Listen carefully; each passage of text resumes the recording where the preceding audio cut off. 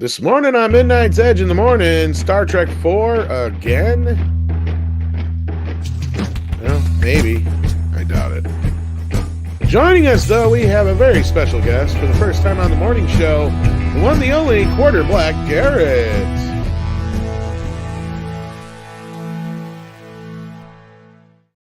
Greetings, everybody, and welcome to Midnight's Edge in the morning. I'm Tom Connors. With me, as always, is the boss man, Andre. Greetings, everyone. Hope you're all having a lovely Wednesday so far, whatever the time may be at your location. Yeah, that's right. It's hump day, and we're so happy to have with us the one, the only, Quarter Black Garrett. How you doing? I'm doing great. Good morning. It's about time. It's about time. Damn time. Well, you have this pesky little thing. I know this other side project show that also is a morning show. Yeah, it just, a couple people watch it. It's not like a big deal. It's not a big deal. It's just a thing. Yeah. Well, no, of course, for those who don't know, no one heard about that guy. Aside from being one of my Friday night type brethren, Quarter Black Garrett, of course, is most well known for being one of the members of the Louder with Crowder team. Isn't that right? Yes, sir. Yes, sir. For about 4 years now. Dang. Been a while. So you basically got involved with Crowder about the same time I did Midnight. Yeah, I guess. Yeah. It's been a trip for sure. Cool. Good times. Yes, I'm glad I'm over here talking about, pop culture stuff and not, politics. Yeah, it's nice. That gets grating after a while. For some reason, the politics keep wanting to stick their head into our business over here. But hey, what are we going to do? But Michael Hickson says Garrett.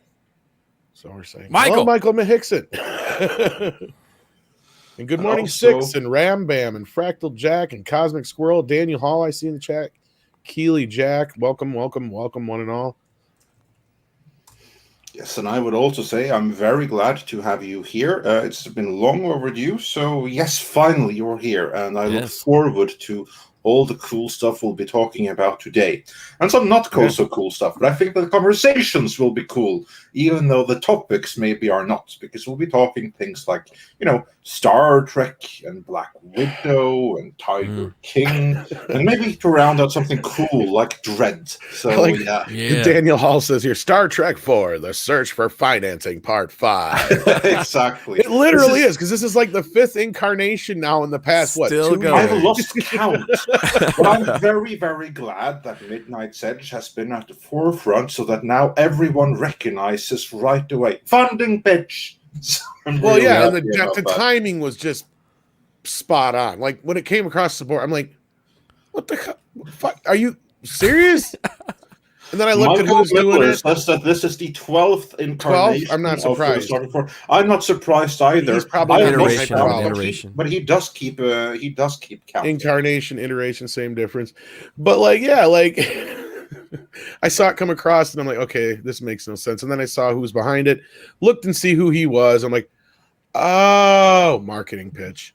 Yeah, this is just like when they got Noah Hawley and S.J. Clarkson and Quentin Tarantino and anybody else that they've announced that was involved. It's a shot in the dark going, hey, somebody please. We want to make one.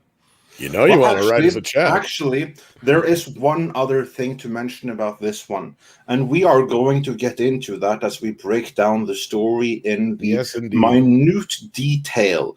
But before then, we have loads of people watching. Please hit that like. Please share the link, because this platform doesn't always help out in doing that. And we also got a couple of super chats to start us out with. Says, hi, gents. Hello, everyone. Well, hello to you. Hello. We have Tom, you probably have to say this name. We've got the gay rascal in the chat. Welcome back. I have not seen you in a while, rascal. You little rascal, you. Scamp. You scamp.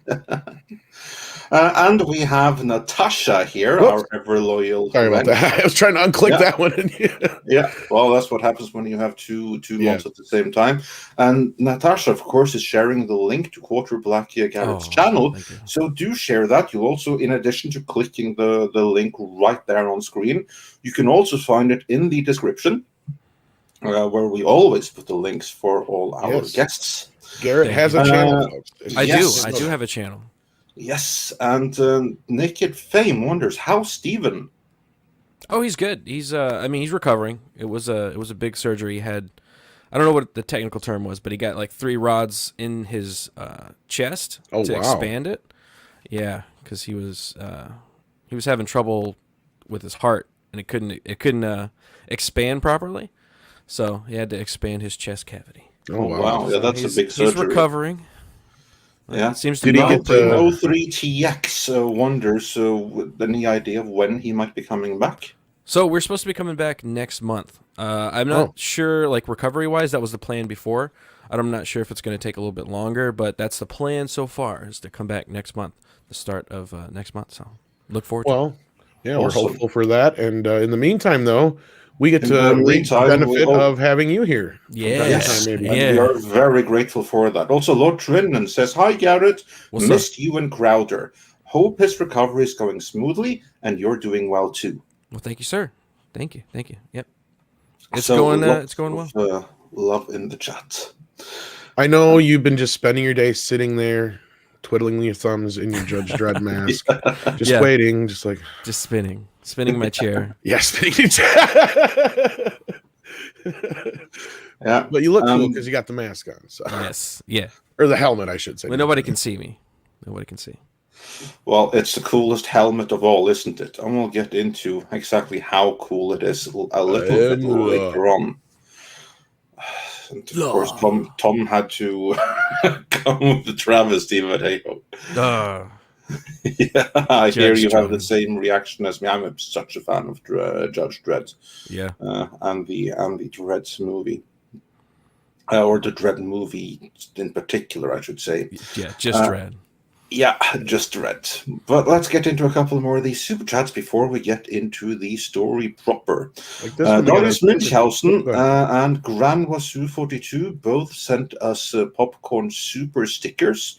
So thanks so much for that.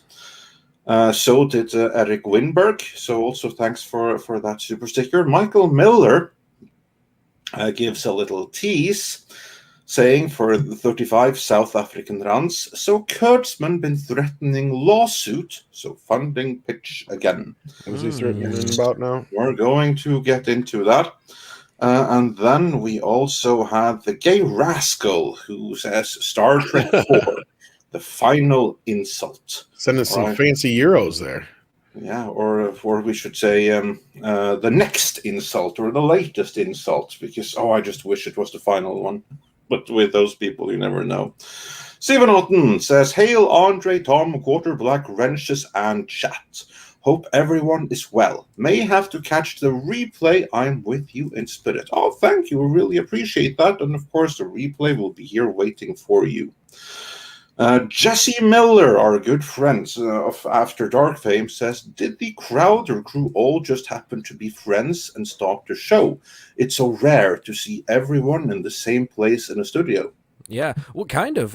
So Steven and Gerald were friends from whenever they were in college age, I think. And they kind of, Steven had a show and he brought Gerald on as a guest a few times, and then just kind of stuck. And it kind of organically grew out of that, just kind of adding another person every once in a while when we needed more help in a certain area, and then kind of formed. That's, I guess, how those shows do. Oh, very cool. And then we lost one here, or that I can't bring up on screen. Michael Miller also said this is probably the last one due to contract ending, in reference to Star Trek 4. So, it will be interesting to see what happens with that. Your Muslim uncle says, "About time this channel for some color." What's up, Muslim uncle? But we can only withstand a quarter of it, so yeah, it's only so much. Yeah, a quarter of the Black Power. There you go. And Troy Pacelli says, quote from JJ, "No, really, there are no whales in this one. There are whales, but they're played by clownfish, because clownfish are known to change genders." Interesting. Yeah, that's subvert. Yeah. Subvert So the that's expectation. very, very with the times, isn't it? And Spider Unlimited also sent us a super sticker, and our good friend and partner in crime, Mexican Iron Man, says, "Hail and welcome, Senor Quarter." Well, he says Senior Quarter, but I guess he must be meaning Senor Quarter. Senior. I'm a proud Mug Club member, and Blaze Hail. TV is part of my daily regimen, and it's great watching you guys on FNT on Fridays. Uber fan over here, hail. Well, thank you, man. That's awesome. That's it's good to know that they have fellow nerds out there, because I was the only nerd on the show for a while. They always make fun of me, so I was like, I got to represent on the show for the nerds. Okay. Yeah. And speaking of representing for the nerds, let's get into the first main story of the day, which is, of course, then about Star Trek 4.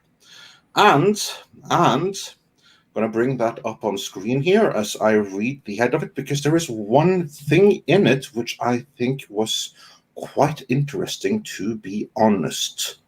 And Naked Fame says that today is National Nudist Day, for your information. It is all the time here at Midnight's Edge. Well, I was going to say, yeah, what do you think you don't have cameras? Yeah, why do you think? Yeah, exactly. Why do you think there's no cameras here? So this is no news. Yeah. Every day. But getting into the main story, and we'll get the remaining super chats later on. Mm-hmm. Next Star Trek film to be directed by WandaVision's Matt Shakman. Mm-hmm. Now, before we move on with the story, a WandaVision director taking on Star Trek. How excited are you just by that notion? Garrett, I don't know. Have you seen the entirety of WandaVision? I didn't watch the whole thing. I dropped out about mid-season because Gina Carano got fired, so I canceled. I canceled Disney Plus. Yeah. So I didn't finish it. But I mean, I liked the first 3 or 4 episodes until it got to it fell apart with all of the Shield stuff. All of like the old sitcom stuff was really cool. So it depends if this guy directed one of those episodes or the later season episodes. You think that's where it fell apart? Oh, that's cute. Yeah.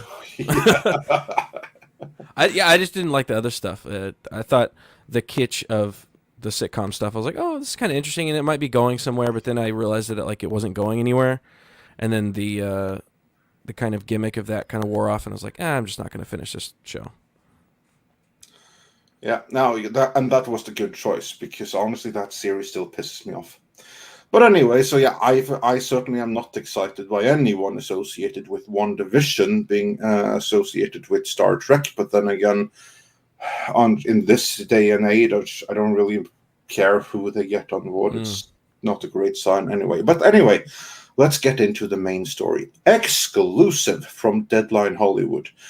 Who, incidentally, they must have some connections with the Secret Hideout guys, because almost all of the previous Star Trek 4 iterations were also announced in Deadline Hollywood. So that's worth mentioning. And it's just like a month. Well, we're the fake news, Andre. Sorry. Yeah, evidently. I mean, if these are real news, we should be like, at 11 Star Trek 4s already? Something like that. I mean, we had... Well, there was the initial idea, which I don't even, because weren't they trying to bring back the original director from 3? What's his name? The original director? No, they weren't. No. The guy from Fast and the Furious, the guy who directed Part 3. Oh yeah. Wasn't he going to come back and do Part 4 or no? No, that wasn't the big story at all. I mean, the only thing that was okay. Well, regardless, they announced one before the movie even came out. Before it came out, Part 3 ever came out. They're like, Star Trek 4 is happening, kids. We got Chris Hemsworth back. We're doing it. Justin Lin. That's what I was thinking of. Thank you, Sander. And then that one just kind of went away when the movie went. And then I think there was one just before Tarantino, if someone remembers out there in the chat. And then the Tarantino thing came along, because that was actually supposed to be like a simultaneous project, from my recollection. Yeah. Because Tarantino kept saying it's with that cast, but it's not a Star Trek 4 kind of thing. And we've even played his clip where he talked about dealing with JJ a couple times. So, we kind of know that story, and we know that went nowhere. Then you had S.J. Clarkson, I think, was the next one, because they were toting that she was supposed to be the first female director in Star Trek film history. And then after that was Noah Hawley for the longest time. Yeah, of course, these are directors. There were director-less iterations in between the two as well. Because I think that the cast dropped out before S.J. Clarkson. Well, yeah, that was the thing, if you recall, is that they were like, we're still going to do a Star Trek 4, but it's not going to be with Chris Hemsworth. Because first they tried to talk those guys into taking less money, and they're like, no.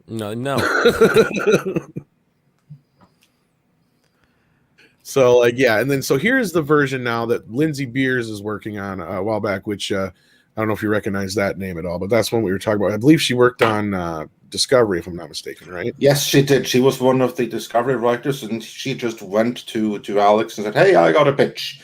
And they were like, oh, perfect, let's announce it. And maybe someone will fund it. And now, do you think that they're dumb enough to tie this into Discovery? I don't know about that part, but all this does is prove what we've been saying all this time, that there's definitely a connection between JJ and Kurtzman behind the scenes still. Yeah, of course. The master never moves too far away from the apprentice, or the other way around. So certainly not when you have like the Hydra that is secret hideout and bad robot. Well, and not to go off on a tangent too far, but like this almost feels like not just a ploy to get money for another film. I don't know anything about this. I don't know if you know about it. This is the first I'm hearing about Kurtzman possibly suing, because like, yeah, I noticed yesterday. I had heard that.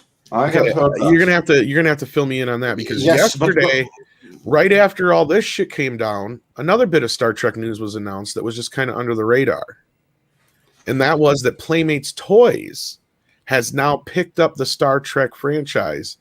And for those who don't know, Playmates was basically built on Ninja Turtles and Star Trek. Like for years, they had the TNG and all the other toy lines. Great toys.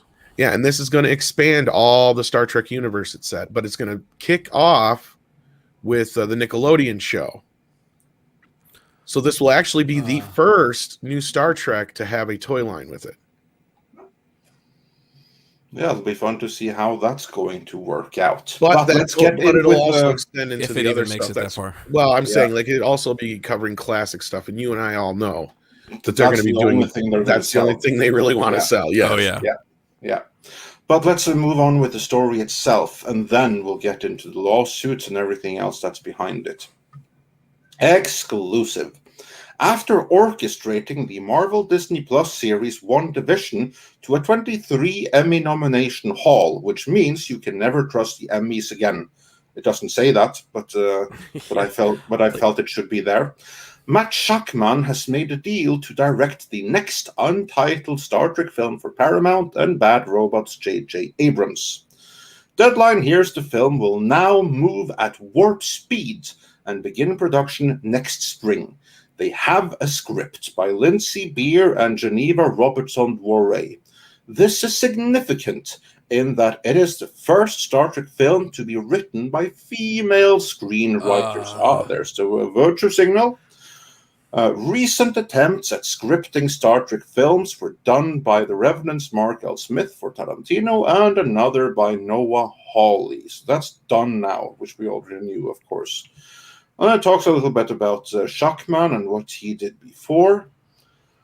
Hey, it's Frank Oz. I'm more interested in that. Yeah, well, and that's pretty much it then. That's what I'm saying. This is like we covered this last night on Meet. Wow. It was really a non-story. It was like, oh yeah, this is clearly just a marketing ploy for money for Star Trek 4. They hired this kid. Women directors. There you go. Yep. We tried that before with S.J. Clarkson. Like, oh, look, we have a female director. It's going to be so cool. Give us money. But Andre, what happened yesterday?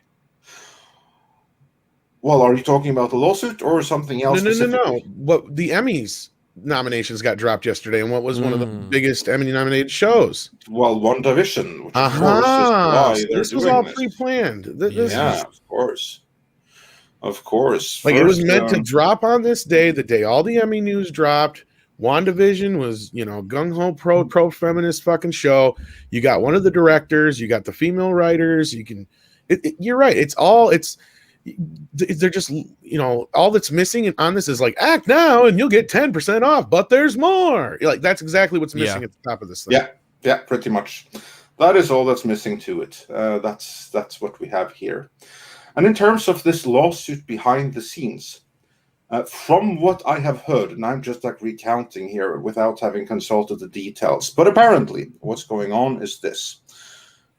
Every single thing that Alex Kurtzman has delivered in terms of Star Trek for CBS has been a complete and total money-losing disaster for them. Mm-hmm. Netflix wants no more of it. Amazon doesn't really want any more of it, meaning CBS are the ones that are left with bigger and bigger chunks of the bill. And the idea here, of course, was that if these things actually had been popular, international parties would fight each other to get the international rights and pay so much that all would be good and well, and everyone could just sail in the gravy. But that didn't happen, because Kurtzman has delivered one disaster after another. And the last thing we heard is that Strange New Worlds, the series that they said, oh, this is going to be more like what the fans want. Just like they said of Picard, just like they said of Discovery Season 3, just like they said of Discovery Season 2. Well, it's even more of Discovery Season 1. The same kind of crap that no one wants. Only it's more serialized, but beyond that, it's same crap, different wrapping. So what I heard is that they screened it to third-party licensees, the ones that would be doing the merchandising, and most of them were like, they laughed them out of the house and told them, call us again when you have real Star Trek and stop insulting us with this freaking drivel that you're trying to push on us. No one wants this. There's no market for it. And CBS knows. They know that Kurtzman has really screwed them over, or more specifically, Les Moonves really screwed them over on his way out the door, because he's the one that gave Alex Kurtzman the ironclad contract. So, rumor alert and all of those things. This is just a rumor. This cannot be verified by independent sources, so take it as that. But the rumors that I heard, I haven't seen any other videos, so this is just what I was fed directly, is that CBS have basically told Kurtzman, we're not funding this anymore. We can't afford it. What you're doing is just so bad. We can't sell it. We can't keep funding it, so no more. Whereas he is like, oh, but I got this Kurtzman from Les Moonves that says that you are going to fund it, and you are going to fund it for so and so many more series and seasons and years. So yes, I don't care how much money you lose on it. That's your problem, not mine. You are to give me all the money that I need to make this stuff happen. And then they say, no. And then he says, well, then I'm going to sue you. And so apparently they're moving towards arbitration, which is code for that they're suing each other quietly behind the scenes. In like Hollywood's own lawsuit system, where they can keep it out of the public's eye. And Star Trek and arbitration are good old friends at this point, because they've been there many, many times before. So well, I don't know about that, but I can kind of see that from some of the things we've been hearing here and there. Oh, sorry, what were you saying? What'd you say, Andre? No, I didn't say anything. So I was basically just saying that that's basically what I heard. I do not know the accuracy of it. I again stress that this is a rumor, but against that backdrop makes perfect sense with yet another funding pitch, the likes of which we have seen so many times before. I mean, seriously, we should do a compilation of all of the Star Trek announcements that were and never happened. That would be which is funny because we insinuated they're probably not going to happen. So, we did, and we nailed every single one of them. Well, and this does kind of go a little bit along with some of the stuff we've been kind of digging through and hearing about. You know, Kurtzman and CBS. We've always talked about this, but like recently, like the whole 5-series deal. Why Section 31 probably isn't going to happen. They keep talking about it though. Yeah, well, what happened was, at least from and this is my kind of figuring, and again, speculation, rumor, however, this is me gathering of information and talking with individuals and stuff like that. And we kind of basically boiled it down to, since they have this 5-series deal, because we heard there was some kind of issue with Kurtzman between him and whatever, and he like either left or whatever, and then he came back. Well, turns out that Akiva Goldsman went underneath his nose and did this Strange New World show. And at first, it kind of seemed like, oh, he just didn't want it because it's all guy driven, whatever. Probably doesn't fit in with his whole thing. Well, then the 5 series deal thing came out. So then, that makes sense. He can't make his show since this show is announced now. That puts Section 31 off again because there's already that many shows in production. Well, that's the thing is, and that kind of took me back to the whole Playmates toy thing too, is like the only show they're announcing that they're having anything to do with so far, other than Classic Trek, was the new Star Trek show that's on Nickelodeon. The only one of these new shows that's been on any kind of real network. And from what I've heard pretty much too, and I don't know if Andre's heard the same, is that that's the one show that Kurtzman has been like the most hands off on. Like Nickelodeon has pretty much had more. So that probably has the best chance of actually turning out halfway decent. I mean, I'm not saying it will because it's even close for to kids, but like, yeah. This is why I say halfway decent. There ain't no hope for full decent. Yeah, not these days. And clearly, it doesn't look like they're going in a direction with the films either that is going to be any better. Like they're focusing on, hey, WandaVision, female directors. Well, what about the movie? Do we have any information on that? Like who's going to be, is it going to be the cast from the JJ verse, or is it going to be a new cast? Well, and that's the thing connected to the Discovery, like Andre's directors. Andre's heard that JJ's / Bad Robots contracts up with Paramount. I'm not so sure because I feel like they are so desperately trying to get something. Here's like the thing that they were with Bad Robots contract was with Paramount for the movies and the movies only. And I also heard that contract right now is expired. So all they can do right now is they can pitch. But Paramount is under absolutely no obligation whatsoever to actually proceed with any kind of Bad Robot Star Trek movie. However, when the re-merger happened, when Paramount basically got sucked into Viacom CBS, what happened then was that the Star Trek movies that previously were under Paramount suddenly reverted to under the control of Secret Hideout as well. So the contract now actually, or the movie rights actually are with Secret Hideout. Now they can't fund a Star Trek movie on its own, and they are under no obligation to do a Star Trek movie with Bad Robot. If Secret Hideout were to decide that we're going to do a Star Trek movie in-house, or we're going to outsource it to another production company altogether other than Bad Robot, they could. Of course, they're never going to do that because both Secret Hideout and Bad Robot and JJ and Kurtzman, they're all tight in with each other. So what they're trying to do is basically get a new movie greenlit to be produced by Bad Robot, because the moment that happens, the deal with Bad Robot that is right now expired is reactivated, and then they're back in the Star Trek business. Whereas right now they are out. Anyone can, in principle, right now go to Secret Hideout and pitch a Star Trek movie to Secret Hideout. But would Secret Hideout agree to give that to anyone but Bad Robots? That I will leave to you to decide. Well, and I mean, I know they also have had like the problems with Kurtzman over Clarice behind the scenes. Oh, what a disaster that was.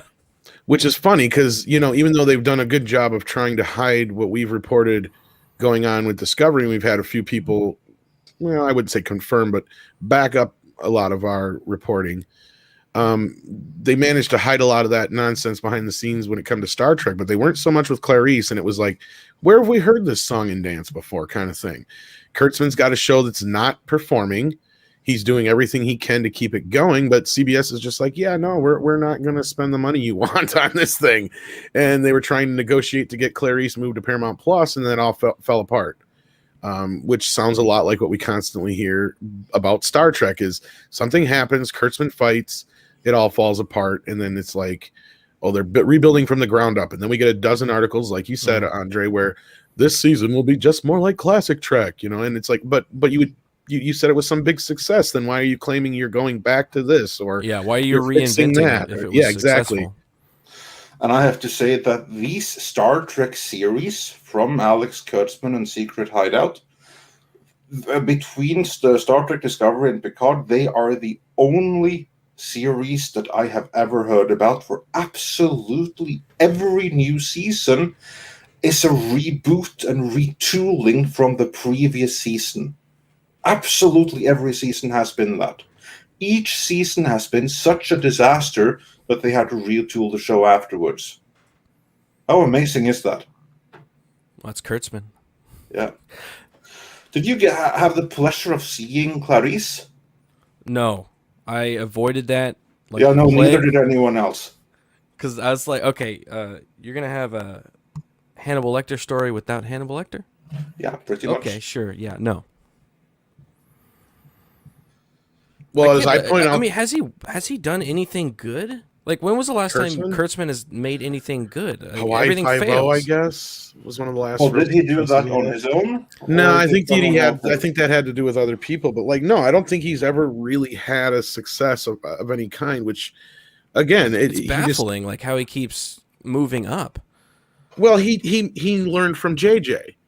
You're there when when things kick off, and you make sure that there's enough shit you can blame things on if it goes south. Yeah, you get your face out there for the opening and everybody showering you with praise, and then whenever stuff you get the numbers and nobody's watching it and everybody's talking about how bad it is, you disappear, you stop talking. And not only that, he went and tried to make himself out to be some kind of hero because he reinserted himself as showrunner a couple times on both shows, if I remember right. I'm here to save the day. Until Goldsman took over on Picard, because didn't he retake over for Picard as well, from my recollection? Because he had to do that for Star Trek in season 2 for a little bit there. And he is one of those guys where he, like you said, Garrett, he's managed to fail up all this time. And, we've been calling it out for a while, but now that people like Entertainment Weekly critics and stuff are calling him out, I think his window of his expiration date is clearly coming up, and which to me is like, oh, good. Then that means maybe JJ won't be far behind, but I doubt it. He's been much more. He's been far too savvy a politician for that to happen. Here's the thing that JJ Star will eventually fade, but so far he has always been in a position where he can claim deniability, or he had left. He's always been in some kind of position where he can shift the blame of when his properties fail over onto someone else. Never fails. Not saying that's a good thing, but that's how it is. No, but that's the answer to that age-old question when everybody asks, how do these guys keep getting work in Hollywood? Well, it's pretty simple. When you're there for the success and you make sure you're gone for when shit goes downhill, it's pretty easy. It's a matter of being a politician. And you can see the same thing with Alex Kurtzman and his former writing partner, Robert Orci, also producing partner. Like, the best work the two of them ever did was together. And the reason for that is that Robert Orci was the brains. He was the one who actually could write. If you liked the first Star Trek movie, the one from 2009, like the first rebooted film, if you found anything good in that, well, that was because of Orci. If you like the first Transformers movie that the two of them wrote, which was a smash hit, well, that was also because of Orci. Because Orci is the one that understands character development, and he's also the one who is a fan and who gets these properties and how to kind of adapt them in a way that kind of works. Take Orci away from the equation, so you're left with Kurtzman. Well, you already know what you get. Because here's the thing. Orci was the better writer. Kurtzman is the better politician. Which is why Kurtzman was able to get himself into the protected club. And Orci didn't. So although he is the better writer, he's the one that should be getting all the success for all the work the two of them got.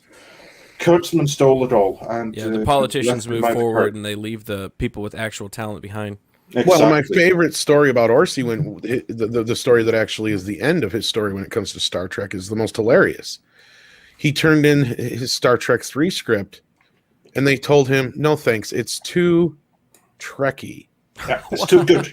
It's too good. No, really, that's the actual quote. That was the quote they gave him. Wow. Yeah.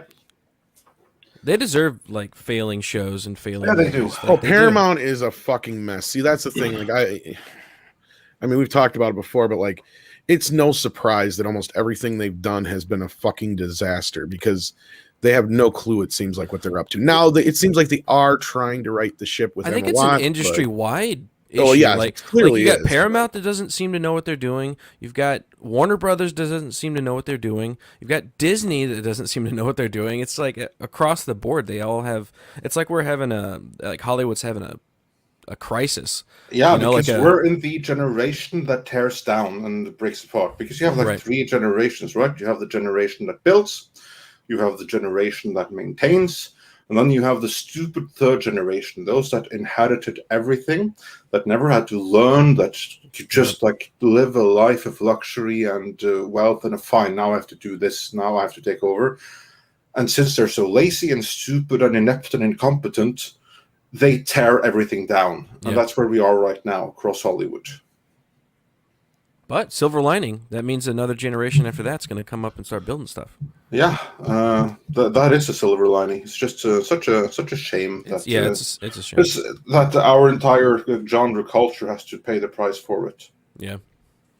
And Script Doctor points out that Paramount lost a lot of great people in the split, and their recovery has been obscenely slow. Yes, it has indeed. It has indeed. You are so right, because someone I talked to who was, because I Garrett, you'll be interested in a little bit of this, was like, I was digging for some Ninja Turtle stuff, and that's kind of what I kept coming up with is that Paramount is just a complete bunch of morons. Ever since the split, don't know what to do with it. They have no idea what the fuck they're doing. They canceled a successful show and replaced it with probably one of the least successful TMNT franchises since the Saban series. For no apparent reason other than they could. Because the 2012 series was in like, what, its 5th, 6th season, and it was still going strong. It was doing fine as far as I could tell. I didn't like it. It was not my cup of tea, but like this Star Trek show coming up for Nickelodeon, it's like, I get it. It's for kids. Chances are I'm not going to dig it. But like Andre said, it's going to probably be the least worst of all this, this stuff coming out of the new bunch, because it has probably the least amount of interference from Kurtzman. Yeah, same thing with like Lower Decks. I mean, it's bad, but if you compare it with Discovery and Picard, it's a whole hell of a lot less bad. Very true. Very true. And I mean, we were like, and that's funny because when we went to Star Trek Las Vegas and talked, they had the panel for the Star Trek Lower Decks. We kind of knew how the show was going to go, because every panel for every technical this, that, and the other about the insides and outs of a nacelle or whatever the fuck it was packed to the brim with people wrapped around the room waiting to ask questions. We go to the Lower Deck panel. There's 3 people in the room besides us. Oh, no. I shit you not. We all got to ask questions, no problem. In fact, one girl left in line because she just got, I don't know if she's just bored and didn't give a shit or what. She was standing there waiting for a while, but she just fucking left. So clearly she had no interest in this show. It was just like, this is the state of Star Trek, folks. Yeah, not saying it's a good thing, but that's where we are. And I want to bring up a couple of super chats here. Rush Patel says that seems the Ferengi have taken over. Actually, I disagree with that a tiny, tiny little bit. To me, it seems more like these guys have taken over. Like the stupid aliens. Seems more like they are the ones that have taken over Star Trek. The ones that think themselves clever Ferengi. No, I think Ferengi would produce good Star Trek shows because that makes money. Exactly. Ferengi would be smart enough to realize that, okay, you know what we're going to do?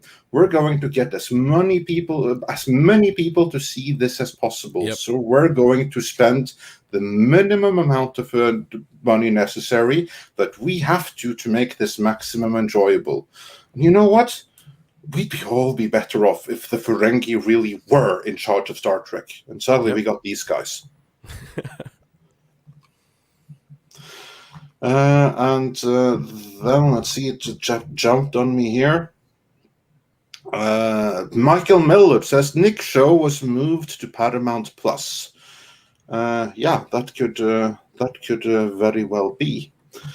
Actually, I'm looking it up right now. He's not wrong, but it may have always been that way. Because it looks like the show will launch on Paramount Plus, then it will air on Nickelodeon before the second season is dropped on Paramount Plus. So they'll do this kind of staggered weird thing. Interesting. And from the way I can tell, that's kind of the way it was to begin with, because they're even mentioning CBS All Access, because this deal was obviously made before it was Paramount Plus. So it looks like that was always the case. Unless there's something that I can find here to prove me wrong or prove that wrong, then I'm going to say that was always the case. Because I knew it was always going to wind up on Paramount Plus one way or the other. That I do know. But I can't recall offhand if it was supposed to premiere on Nickelodeon first initially. I'm not seeing anything here that indicates that. What I'm seeing, though, here behind the scenes are a couple of super chats that I can no longer bring up on scene. So let's get to those. First, our good friend and wrench Mags says for $5, Hail Quarter Black Garrett. Hail. Miss LWC praying for Steven's recovery. By the way, Midnight's Edge, Star Wars Theory dropped an announcement for his Vader 2 and 3 fan film. Oh, cool. We'll have to check that out. Well, actually, you all have to check that out. So, more proper Star Wars from Star Wars Theory. So that should be something. So, thanks for the heads up, Max. Yeah, better than anything Disney can do. Probably, yeah. Well, we see as Favreau tightens his grip, but right now in this moment, yeah, he can do far better than anything Disney can do. Absolutely, more franchises will slip through his fingers. And then Golgo13 says for $2, Quarter Black Garrett is one of us. One of us. One of us. I love this here. I guess got it 6 says Tom and Andre looking up important stuff, and I'm over here Googling where did the phrase "I shit you not" come from. That's a good question. Actually, do follow. I'm curious now. Follow up on where did that come from? I have an idea, but we need information. Please. I mean, I just love it's the hobby linguist in me just loves the origin of phrases and stuff like that. So cool. Well, I've noticed, and when I looked, it's like how often they can never really pinpoint. You know what I mean? That's more often than not the answer. But sometimes you can kind of like pinpoint. Like, for instance, the expression like "kick the bucket." If you think about it, you know where it comes from, even though it isn't one specific thing. Right. Yeah. I mean, you can kind of deduce where it all comes from exactly. Yeah, which is always cool. And then Michael Millard said for another 14 South African rands, if it's Paramount, it's Variety. This is actually true. If it's Paramount, it's Variety. Whereas if it's Bad Robot or Secret Hideout, it's Deadline. It's so funny how you can always tell who has connections to where. This is like a really, really funny Same thing with the Star Wars stuff, For everything. Like, for instance, we actually broke this down in our Ghostbusters coverage when I went through all of the leaked Sony emails, how you could see how the exclusives by Deadline Hollywood, they knew the reporter, so they even drafted the whole thing. They sent it around like 2 or 3 things. Like, this is the thing we want printed in Deadline Hollywood tomorrow. You approve of this? All approved. Okay, then they send it, and the next morning it comes in Deadline Hollywood exactly as the executives themselves have worded the whole freaking thing. Yeah, it's just like the gaming industry. The journos there, they get their copy from the studios and exactly. I mean, write what they want. All they have to do is basically spell check it, and other than that, it's like literally what they got from the studio, including Deadline Hollywood has learned from sources within Sony, approved by Amy Pascal herself. So, we have sources. Yeah. So that's how that works. Tax Shark says for $2, spoiler, they'll remake The Voyage Home. honestly, I wouldn't be completely surprised if there's an element to it, or reference to it at least. Yeah. Well, considering what they did with Star Trek 2 or Into Darkness, whatever you want to call it. Yeah. Yeah. And our good friend Cultured Casino says for $2, JJ delivers declining returns. Agenda doesn't sell. Mm-hmm. You know what, though, also, if they do something like Star Trek 4, not to go back to that real quick, it would be cheaper to probably shoot because most of it would be modern day. That's true, yeah. Yeah. Absolutely. Hypergiver 2 says, no Shatner, no Trek. Live briefly and fail Klutzman. Did you see what? Well, Shatner's always dropping gold on Twitter. Man, did you see what he said yesterday? Somebody goes, "I'm watching you on Shark Week now. Is there anything you can't fix or something like that, or make better, or whatever?" And he's like, "Star Wars." Untrue. He could make Star Wars better. If he was in it, oh my god! Imagine if Jon Favreau hired him for a job in Mandalorian season 3. Oh, someone needs to give him that idea. If he can be like a Captain Kirk-like figure in the Mandalorian, how awesome would that be? Or in the Boba Fett show or something. For some reason, I have a feeling that, especially now that Carrie has passed, the only chance you have of getting Shatner to do anything Star Wars related, it would have to do with either Mark Hamill or Harrison Ford in some way. Because for some reason, it just feels like he has zero interest in the franchise or anything to do with it, unless it has to do with his little feud that was going on for years with Carrie Fisher, which was just play. They were just goofing back and forth for years. Yeah. And it's kind of picked back up with Mark Hamill here and there, but not so much. So, like, that's the only way I can see him doing it, is bringing it. I can see a way. I can see a way. If Favreau goes to him and say, hey, if you come and do like a Star Wars thing with me, I'll let you do like a subtle jab at the people you want to give digs into. Maybe. I mean, I'm not saying he's above it, but like, like, I don't see him really doing it unless there's a damn good reason. You know what I mean? Yeah. If Favreau says, if you come to Star Wars for me, I'll let you say, oh my. I got to remind people that that was his last words all the time. It's funny. It's like, why do I remember that? I'm like the novice Star Trek guy in the group. Like, it's like he died under the bridge and he said, "Oh my," that was his last words. Because so he could piss off Bridge guy. Or it's K, sorry, I always say it wrong. Yeah. And then Naked Fame wonders, do you think JJ has a plan for Star Trek 4? To which I say, oh no, he doesn't have one plan. He has like, what is it, 12 Here's DJ's plan. Make anything. I don't care. You can do whatever you want. And I know that's a fact because that's what he told Quentin Tarantino. And Tarantino spilled on it. So yeah, exactly. That's the plan. Do anything. Anything, whatever, as long as it gets us our production fee, doesn't matter. That's his plan. Look, everybody knows for the most part who listens that I'm a Tarantino freak. Like, he's like one of my, if not my favorite directors, right?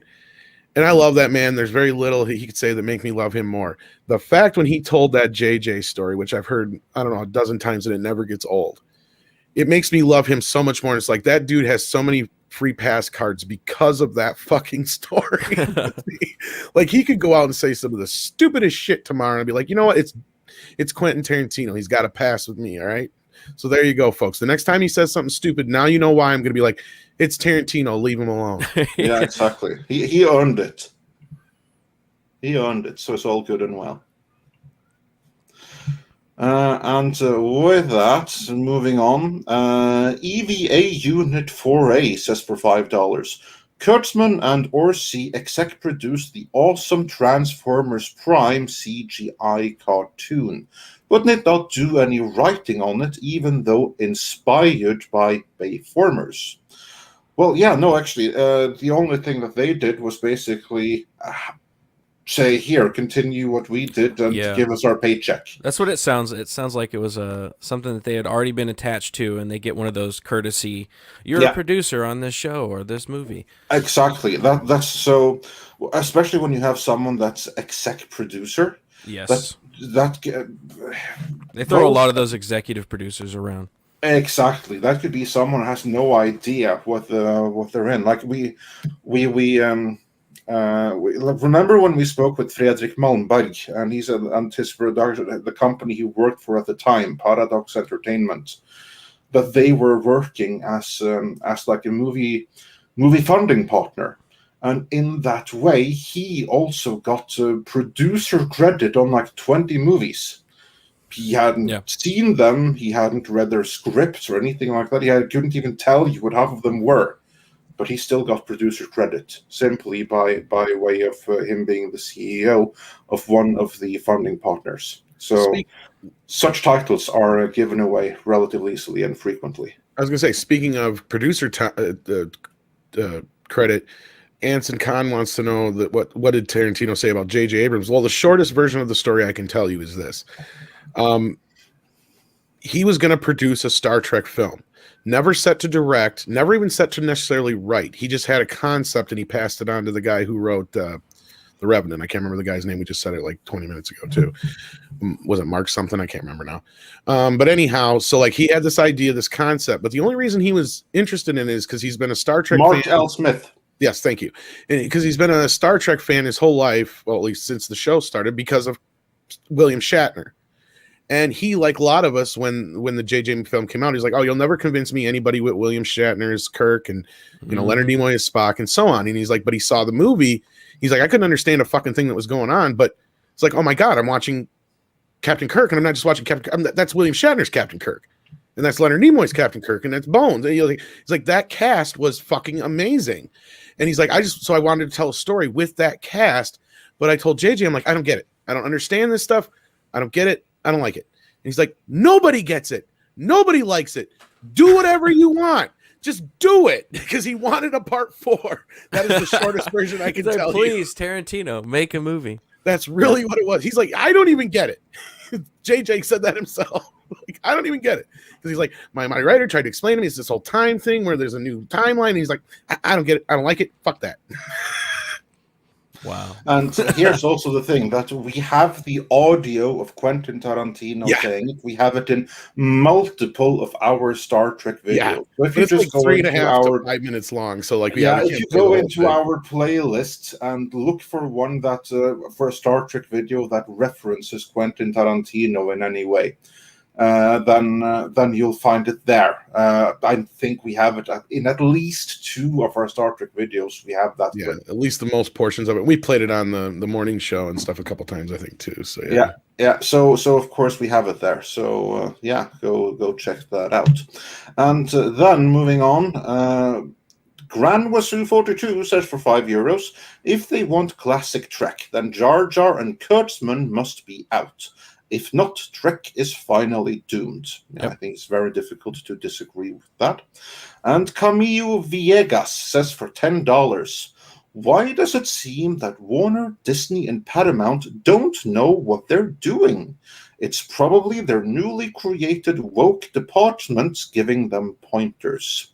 Yeah. Well, Camille, I think you answered your own question. But Garrett, what do you think? I think it's the identity crisis of Hollywood. So Hollywood's got the hashtag Me Too side and the people that just want to make money, the business people.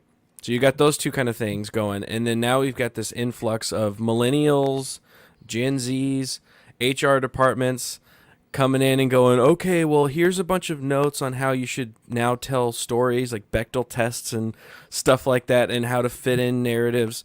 And so we've got these two kind of sides of Hollywood, and they don't quite know how to work together. So everything that they make is kind of crap, because it doesn't satisfy anybody. So I think that's what's going on. I think that's why they have no idea like where they're going. All of the franchises kind of right now, aside from, even the MCU right now is kind of lost a little bit, it seems. And yeah, I think they're just kind of all lost at the moment. They don't know where they're going, and they don't like where they've been, so they want to distance themselves from that, but they don't know where they want to distance to. Yeah. And here's the William Shatner tweet just for reference. He's the best. He's the best on Twitter. Yeah, he really is. He is. I was about to say he's a national treasure, but he's Canadian, and I'm neither American nor Canadian. So yeah, international treasure. That's right. And thank you, Natasha, of course, for helping us with that. And thank you to all the mods. You guys do a thankless job every day. Thank you. Yes, we have really. I'm thanking really you for a thankless job, but I can be a little oxymoronic sometimes. I can't help it. Yeah, we're going to do a couple more super chats, and then we're going to move on to the next topic here because we have much more to talk about.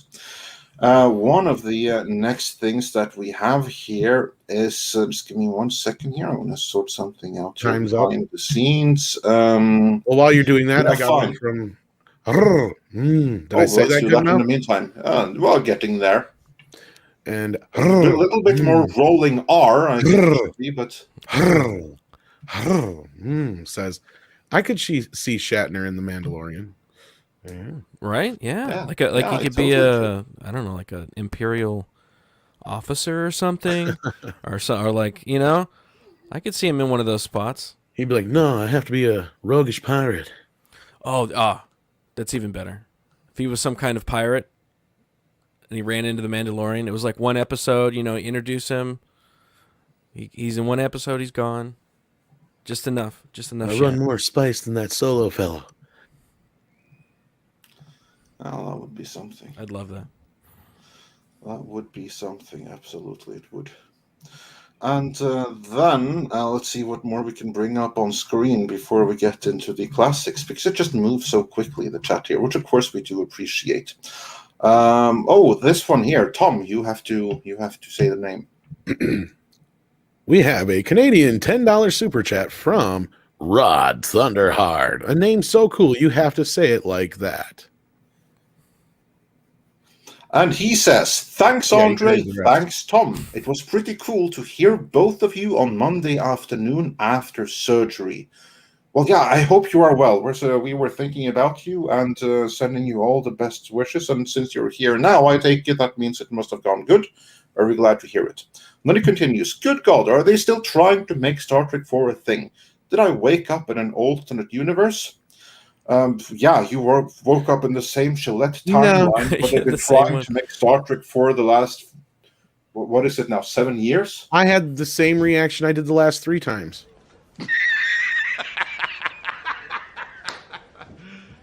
You serious? Serious. Haven't used that one in a while. Yeah, well, this is... We in this timeline, we get loads of good use for it. And then also one we can bring up on screen, SN441 says for $20, thank you so much for keeping our lights on. And he says, I wish business would pull a Red Bull and fire entire departments. Mm-hmm. They can start with trust and safety councils and diversity officers. Right. Well, and that goes to what I've said before about like that's a lot of the times why they keep pushing this shit, because otherwise they wouldn't have a fucking job. Like, right. Yeah. If you don't keep saying, oh, there's not enough diversity. There's not enough diversity. Then those diversity people that are overseeing all this shit have no jobs.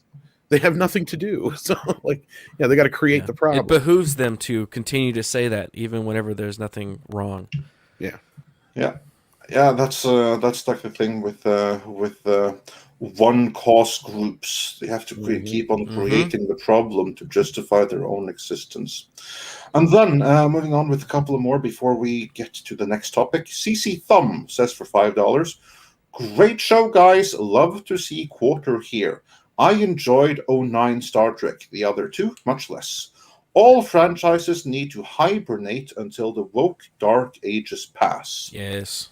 Yes, I kind of agree with that. I'd be very happy with absolutely no new genre culture for a decade. Yep. I have plenty comics to keep me company. The Conan comics and Judge Dredd comics from yesteryear are still as good as they ever were. Golgo13 says, if JJ has a plan, then I have no target. Unlikely. Paulus Plain says for 100 Norwegian krona, the Ferengi would of mead trillions in gold pressed platinum in entertainment.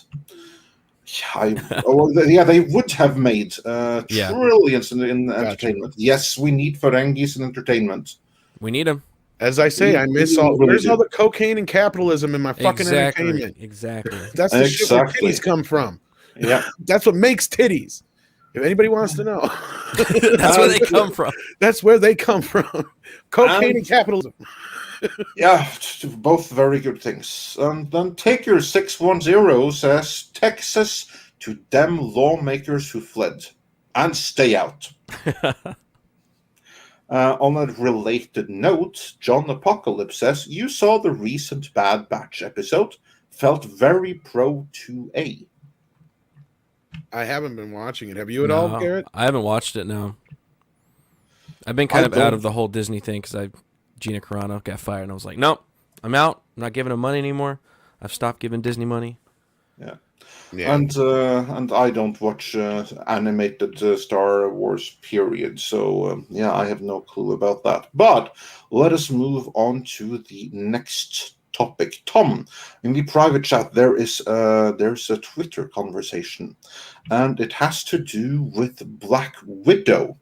And there are some interesting claims made here. If you could share that on screen. Oh, I see that. Yeah, it's pretty interesting. Yeah, well, it's and very I noticed, interesting. to kind of like preface this, I guess, before I bring it up, I remember saying right up front, there's no way that is a woman in that suit through the entire film. And her head was replaced.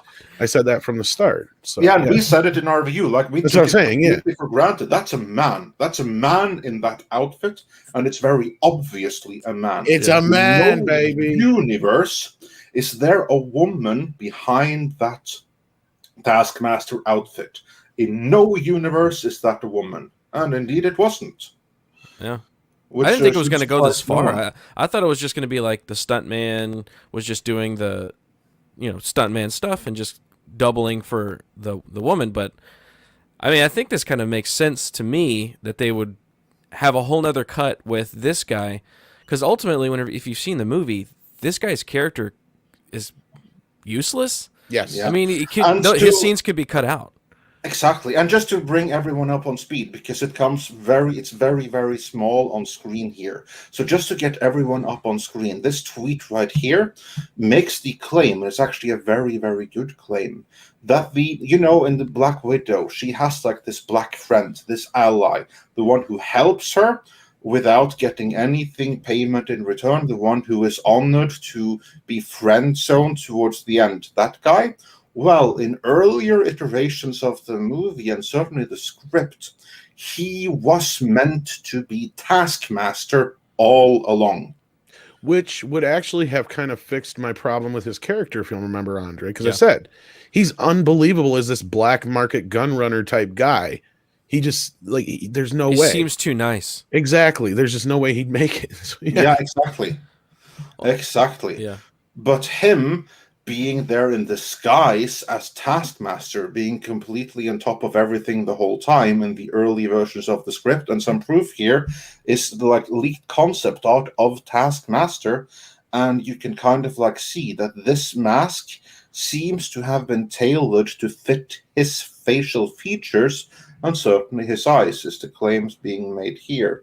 And it kind of makes sense. Remember, they bragged about how the script was written in just 11 days. Well, actually, you're missing. Really, it's nothing to brag about. It's not a bragging point. Yeah, you're actually missing the point here, Andre, where it says that this actually ties into the 3D model for a game.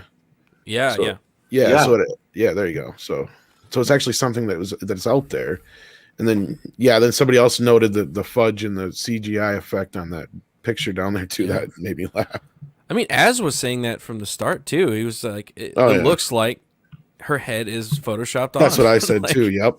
Yeah. It just is badly done. Just doesn't look good. And that's exactly what it was. Yeah, we pointed it out. Like her head is practically moving there. It's if the guy moves too quickly, the one in the suit, her head isn't. You're gonna have a hard time catching up. Yeah, well, they had him standing there very stoically, so they could Photoshop a head on.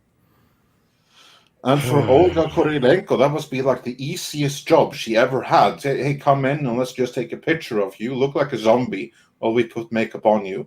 And we'll pay you loads of money and we'll give you a starring credit. Now, I'm gonna. Does anybody know what his original role was in the script, the reveal? Because I'm curious if they didn't change it because they would have ended up fridging the character that did actually become Taskmaster. Spoilers. Like, not like it's not spoiling on screen here, because basically if they would have made him like, oh, he's like the brother and he's defending, you know, his father and the sister kind of thing. Oh, I see. Yeah, Bechdel test stuff. That's what I was getting to. Yes, Yeah. thank you. They can't show the If it female. was it, but I would prefer if he was just like a hired gun and a hitman, that he was someone that they used to train their soldiers like he was in the comics. I mean, Taskmaster, what he did was that he was basically training people that wanted to be like henchmen for supervillains.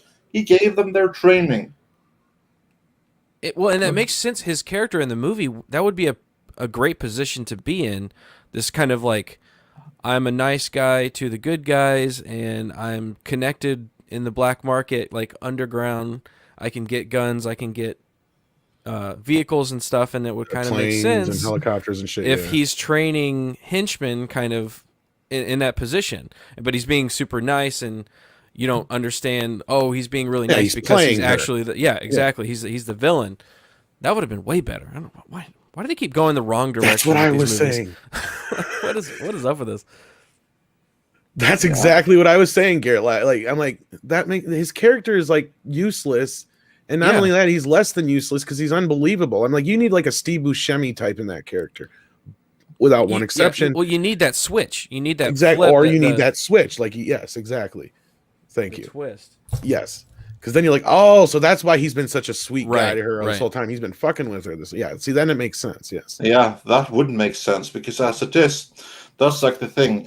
He comes across a little bit like, so you're just this super nice guy the entire time, and that's it. That's the entire purpose. And like this budding romance, not even budding romance, but this like potential romance with Black Widow. We know what's going to happen with that. She dies. That's what's going to happen with that. Which makes his character honestly kind of pointless. Like, there's no need for him.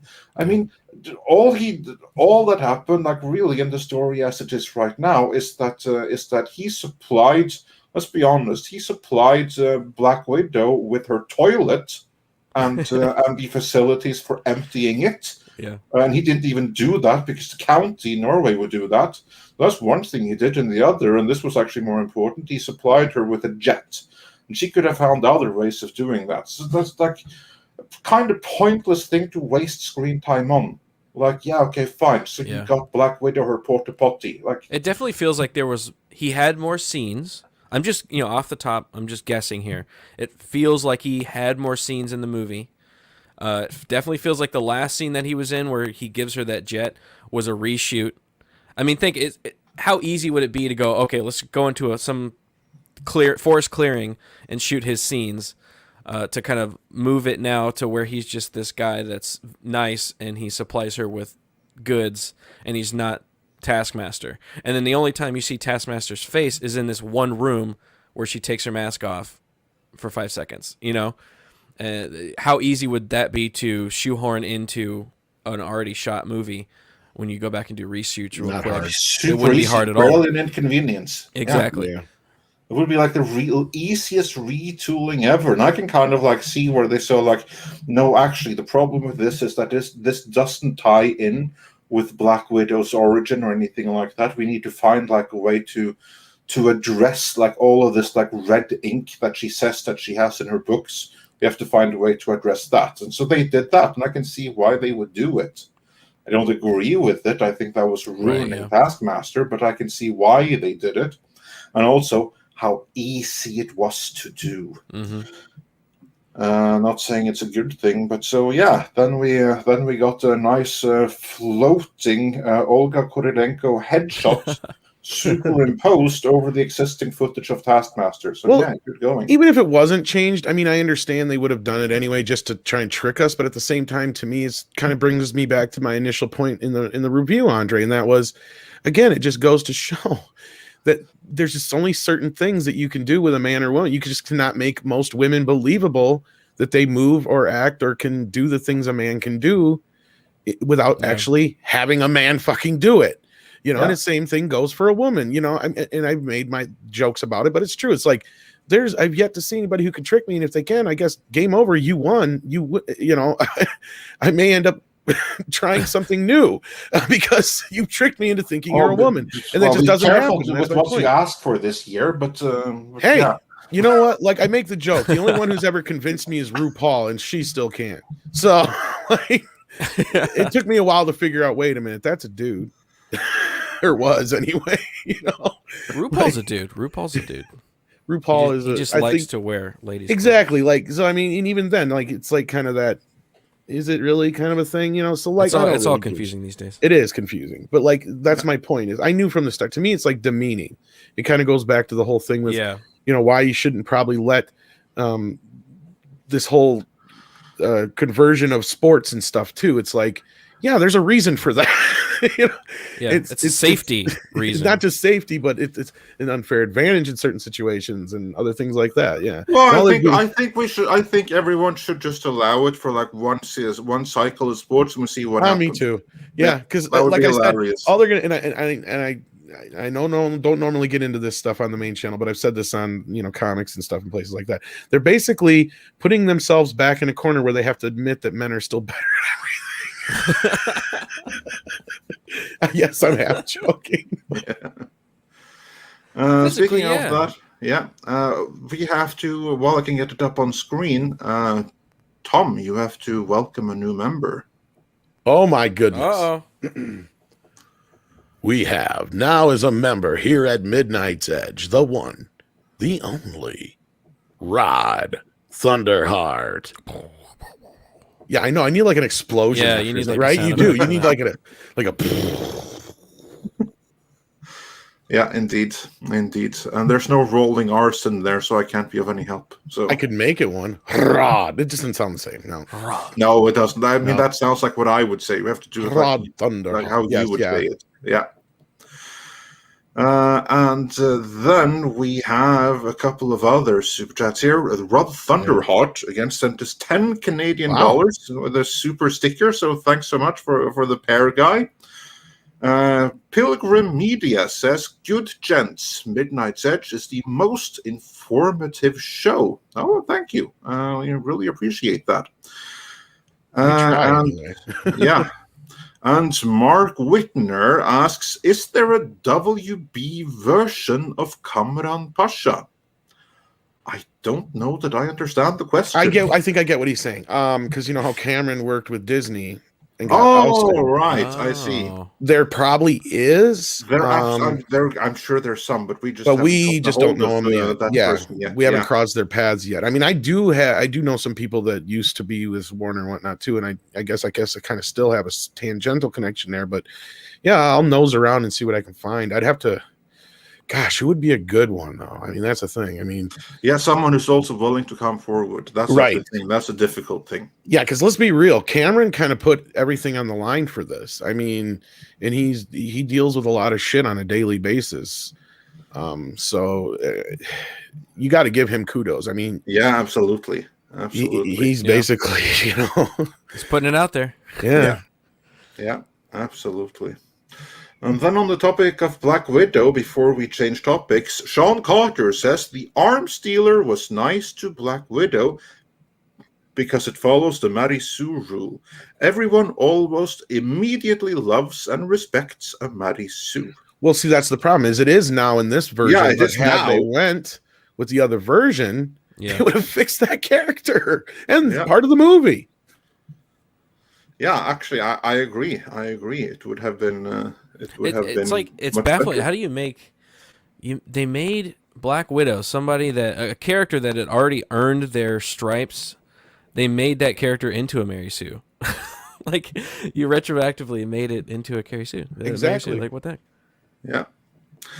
Hypergiver 2 also says, "I miss villains being smart and dangerous."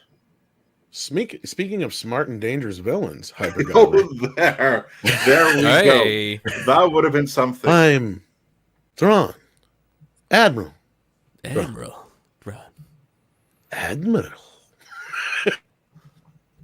Thank you, Mr. Nelson, for that. Douglas Nelson always coming through like a fucking champ. Like, I mean, he comes through quick. I could have shared that like 5-10 minutes. He probably sent it while we were talking about it. He's so quick with that stuff. Sometimes he sends it before we're talking about Sometimes he does. He has them ready. Like I got a folder here just in case. Just ready to go. Yeah. And with that, let's we had a couple more, I think, here, didn't we? No, I just checked, and I think we are. We got this one here, and we got CC Thorns. We got here. Okay, all right. Yeah. No, I think we are fully caught up. But someone who evidently isn't quite caught up yet is Amazon, because you will recall that there was.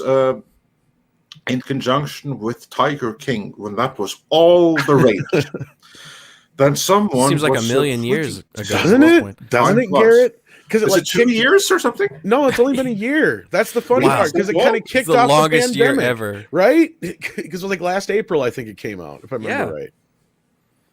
So it's been just over a year. And have you even finished it yet, Andre? Longer. No. See, he's not even seen the best parts, Garrett. He quit like midway through. No, like, dude, it gets really intense at the last. You haven't half. seen the train wreck yet. I'm like, you just saw a bump on the tracks, man. That's just the setup, man. It's just the setup. You have no idea. Yeah, I got the setup. Yeah. And we got a new member, Kareen. If I'm going to screw this up. Kareen, aka Two Scret. Kareen, aka Two Scret. Well, okay. Welcome, and thanks for joining us. Thanks for not screwing that one up. Enjoying the bonus content. We'll have another members only stream in like 2 weeks. Although we missed one from yesterday, so yeah, good times. Now, I'm sure I'll do something on meat, and we do kind of cross pollinate. So yeah. No, but you're right, Andre. Of all the things they announced that they were doing with the Tiger King, this was one that was like kind of intrigued me, maybe the most outside of the Cameron Michael Mitchell project, which I think that one's still going forward at Hulu, if I'm not mistaken. And then like this one was the one with Nicolas Cage, but now this one, sadly, is not. So the Nicolas Cage Joe Exotic show is not happening, folks, at Amazon. Sorry to be the bearer of bad news there. Actually, that is bad news, because I was like thinking, okay, I've seen the first few episodes of Tiger King. And the moment I heard Nicolas Cage is going to play that guy, I was like thinking, oh my God, that's dream casting. I definitely have to see that. Mm-hmm. And now to learn that it's not happening, then I wonder why. And you know what has me worried? What's that? But it might be Amazon's like new diversity criteria. Imagine if that's, because as it is right now with their new diversity criteria, if they follow them, then even behind the scenes, before even a frame of picture is shot, the people among the writers and producers and stuff like that, 1/3 has to be female and 1/3 has to be non-white. So say for instance that there's 3 people. If there's one writer, one producer, one director, the 3 of them have worked together before, and they have like this amazing idea. It's going to be an amazing show, and the 3 of them, they can find all the others. Well, if the 3 of them are white males, you know what Amazon is going to do? Kill the show. Yeah. Because they need to fire 2 of those 3 and replace them with a woman and a non-white in order for the series to go forward, in order to meet the behind-the-scenes diversity criteria. I'm thinking of Blasian on-screen diversity criteria too, and I don't know that that's what happened. I'm just saying that actually might be a consequence if Amazon are really intent on following through with their policies. They might not be. Cameron Pasha said there ain't no way they're actually doing this, but if they are, that might be a reason. For it's a logical step. I mean, like you're right. If they're actually going to do the things that they say they're going to do, which who knows, I doubt it. But that would be the logical step, that they would just start breaking up writer teams and stuff like that to fit this quota. Could be. And I do want to welcome Pudgy the Hedgehog, or Pudgy Hedgehog, our new member. Thank you so much, and Krusty Moko. Excellent. Welcome. Indeed. And we also have another panel member joining us from the Midnight's Edge crew. Please welcome Paulie. How you doing, buddy? Hey, I just saw this invite. Paulie. Good morning, Quarter Black. It's a pleasure. Good morning. Yeah. Thank you. Pleasure, man. Well, I've watched you for many months, and it's pretty cool to be sharing a panel with you. I'm glad I'm on here. I've been watching you guys for a while. So. What's happening, boss?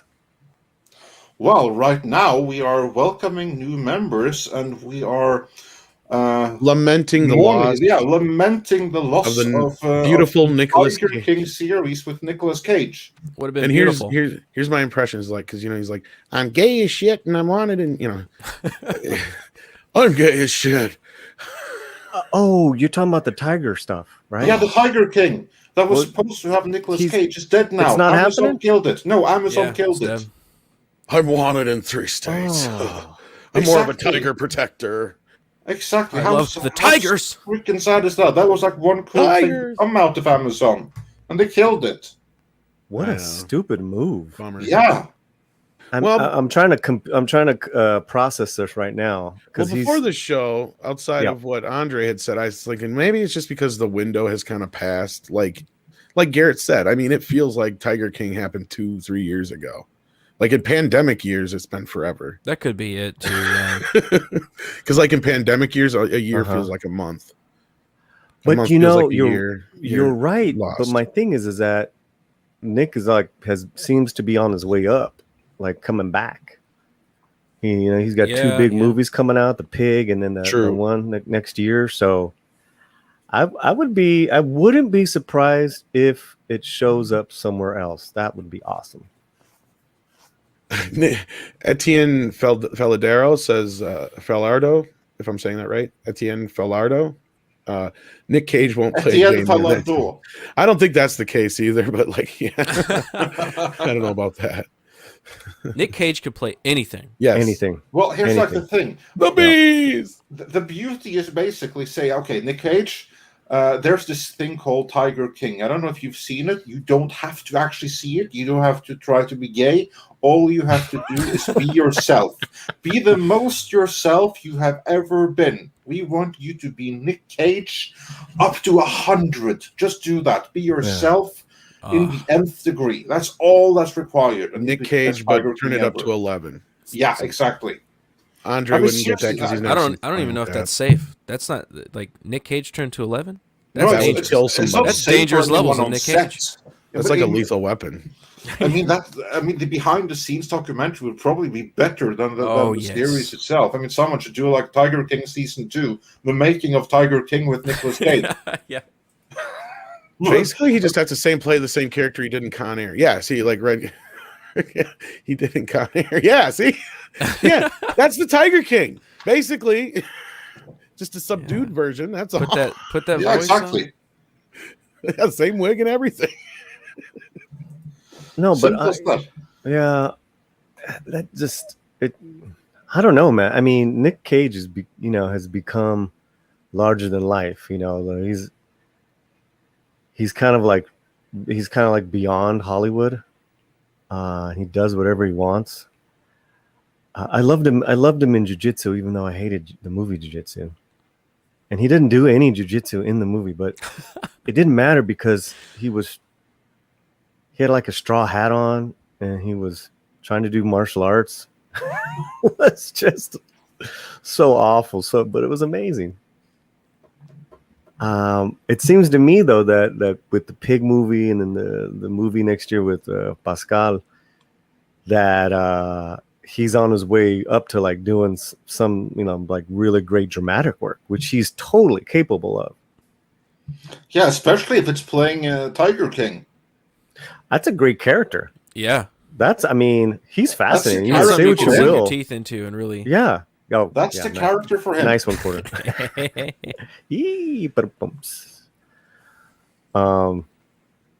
But yeah, so I guess I missed the news on. Did you guys read the article? Or you're just talking? Yeah, no, it's been out there, so we didn't reference an article in particular, but really that's all there's to it. Amazon is no longer doing Tiger King with Nicolas Cage. And beyond that, I see no reason to spread any further salt into the wound. It hurts too much. Yeah, we got a yellow flash in the chat, and hello, hey, sir. Yellow Flash. Hey. And I think Andre just piddled a little. No, I'm just kidding.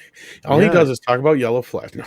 No, but that's awesome. Like, he's one of my favorite YouTubers. Yellow Flash is a Of course, big. I don't fiddle for anything, but no, I know. I'm kidding, of course, but yeah. Hey, Yellow Flash, is it Desperado or From Dusk Till Dawn? That was your favorite Rodriguez. I asked him the other night when you were playing some music, Tom. That was pretty cool. that was like a week ago. But yeah, I think it was. Desperado is so good. But from I that love favorite that one movie. is so. I think that it's your my favorite? favorite one. Is that your favorite? Yeah, Spy Kids is my favorite one. Spy Kids 3. Hey, Spy Kids 3, yeah, the 3D one. that's where Machete came from. Machete, Uncle Machete. That's where he came from. Ladies Still can do on. stuff now. Yeah, chicks can do stuff. Hey, happy birthday, Cheech Marin. Yeah, is it his birthday today or was it yesterday? That was yesterday. I was gonna say it was yesterday. That's what I Danny thought. Trejo put that photo up. And he says "Dust Till Dawn." Yeah, that's pretty good. Dust Till Dawn. yeah, Awesome. that's a very good choice right there. You know what my favorite experience with Dust Till Dawn was? Watching that with my mom, because she had no fucking clue what it was. Whoa. But she ended up loving it. Well, So like, good. yeah, my mom's got a pretty eclectic taste. She'll, unless it goes too far, then she's just like, yeah, this is disgusting. They're auctioning off the dick gun. Really? Right now. Right now. Where? It's on that the What is website that called? What is that site called? It's Oh, Hollywood the Hollywood auction one. something. I know the one you're talking about. No, too. he had a name for it.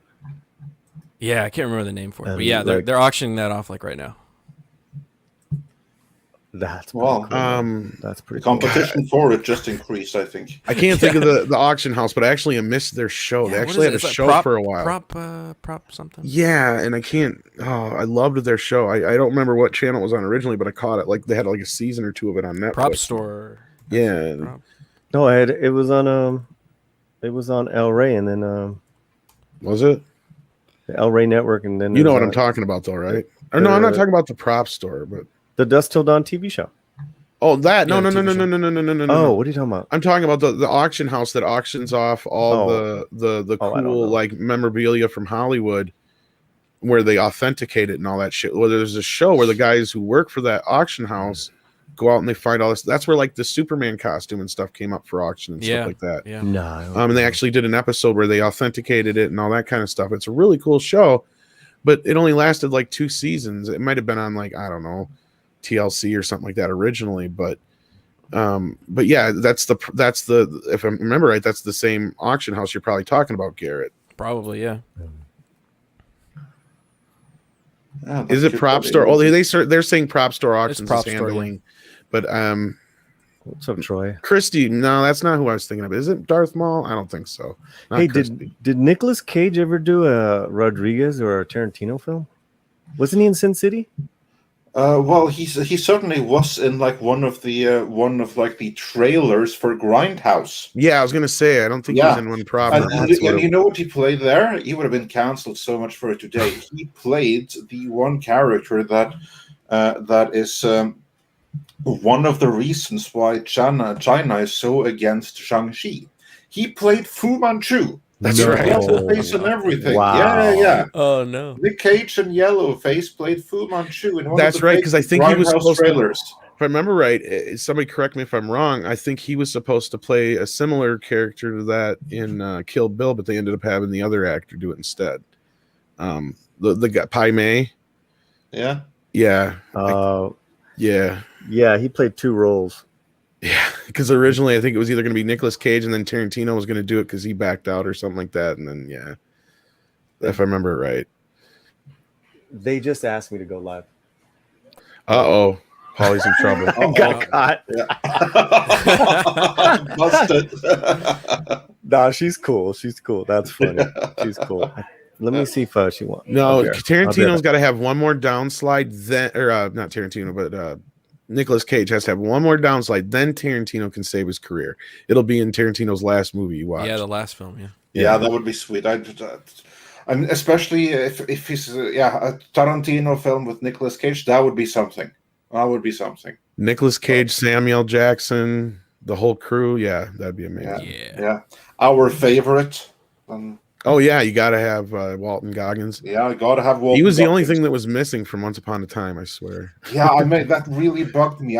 Now I can't have a Quentin Tarantino movie without Walton Goggins because he's always the best part in them. Oh yeah, the best, like, because the best part of his character is you hate him in the beginning, and by the end you're like, he's like the hero. Yeah. Yeah. Oh, he's so good. I take it you've probably seen Fat Man, Garrett. You ever see that one? No, I don't think I did. Oh, you should see that. Mel Gibson and Walton Goggins. No. That sounds brilliant, though. Yeah, you might remember it came out last Christmas. It's the one where Mel Gibson plays Santa Claus. Right? Yeah. Yeah, I remember watching. I watched amazing. the trailer, but I never actually got to watch the movie. It's almost like a Tarantino movie, but he didn't make it. It's just missing the soundtrack. That's all. Yeah. And also, Tom, before we move on, Brian Barth has a question for you. Sure. Oh yes, he wants to know, because he was asking me last night.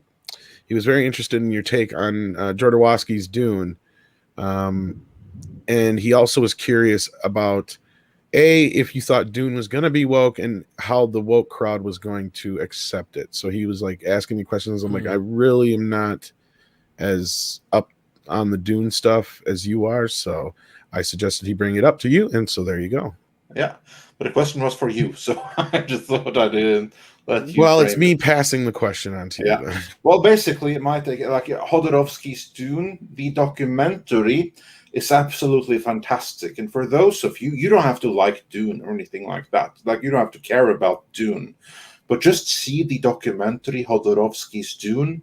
It's fantastic. It's a hell of a lot better than the actual movie Jodorowsky could have pulled off would have been. And I would be all for someone at some point making an animated Jodorowsky's Dune. God, the world really needs that. So that's one thing. In terms of Dune being woke, I don't think it's going to be. Because here's like the thing. I've read the script for it, and the script for the upcoming Dune movie by Denis Villeneuve is absolutely fantastic. It's one of the best scripts I have ever read. I was blown away by how well they had adapted the story into that one script. So there's nothing woke about the script itself. You can, of course, try to point to this and that, but all the things that you can say are woke in it are actually in the source materials. They don't really count. So it's a matter of like not being. We spoke about this before the show. We have the saying in Norway: "A burnt child is afraid of fire." I think many experience that. We have been burned so many times. So many see the shade of wokeness where there really isn't any. What we do have here, though, is we have one case of, well, you can argue one and a half to two cases of race and gender bending, or one case of gender bending and two potential cases of race bending. And that's most notably the character of Liet Kynes, to which I say, look at all the studios. They all have a diversity officer, and they all have their various diversity quotas and everything like that. Yep. Which means that no studio right now can make a straight-up adaptation without there being some level of gender bending, anything like that. That's not a creative choice. It is something that is being forced upon the filmmaker. So, like, either they have to do this, or they're not getting the movie made. Then the whole thing is going to fall apart, or someone else will have to do it. So Villeneuve will have had no choice but to do some level of gender and race bending. It's as simple as that. And then he chose a character where you can kind of like, you can find a way to make it work within the story. Make sense. You can make sense of it in the story. And the major characters are still the main characters that you know from the novel. Like all of the, like, Dune is one of the best casts you've ever seen. And no one has any real complaints about this, just that one character. And there's nothing wrong with the actor. It's just like, why did they do that? Well, because the studio demanded it. That's why. Oh my God, and here we go. So yeah. But anyway, to sum up Dune, I don't think it's going to be woke at all. I think it's going to be plenty accused for it. There was an article where that came in Vanity Fair, I think it was, where they spoke about how woke and diverse. And that article wasn't intended for the movie-going audience. It was intended for the Twitterati and for the opinion leaders in Hollywood so that they won't cancel the movie later on. It was a virtue signal to them. Because that's, unfortunately, is how a studio has to tread if there's a majority of white people in a movie. They have to do stuff like that just to get it out. So, yeah, that's... That's my thoughts on that. And yes, hit that like button. Hit like for Nicolas Cage as Tiger King. Yes. What could have been? Right. What could have been? Yeah, oh my God. Like, I seriously hope that the producers behind this are just going to take the whole concept straight to HBO Max or someone more sensible than Amazon. Because right now, I don't think anything good can come from Amazon. Not with their new criteria. No. And with that, let's run through a couple of more of these super chats before we get into the final topic for today. Let's see here. We have, just going to get caught up here.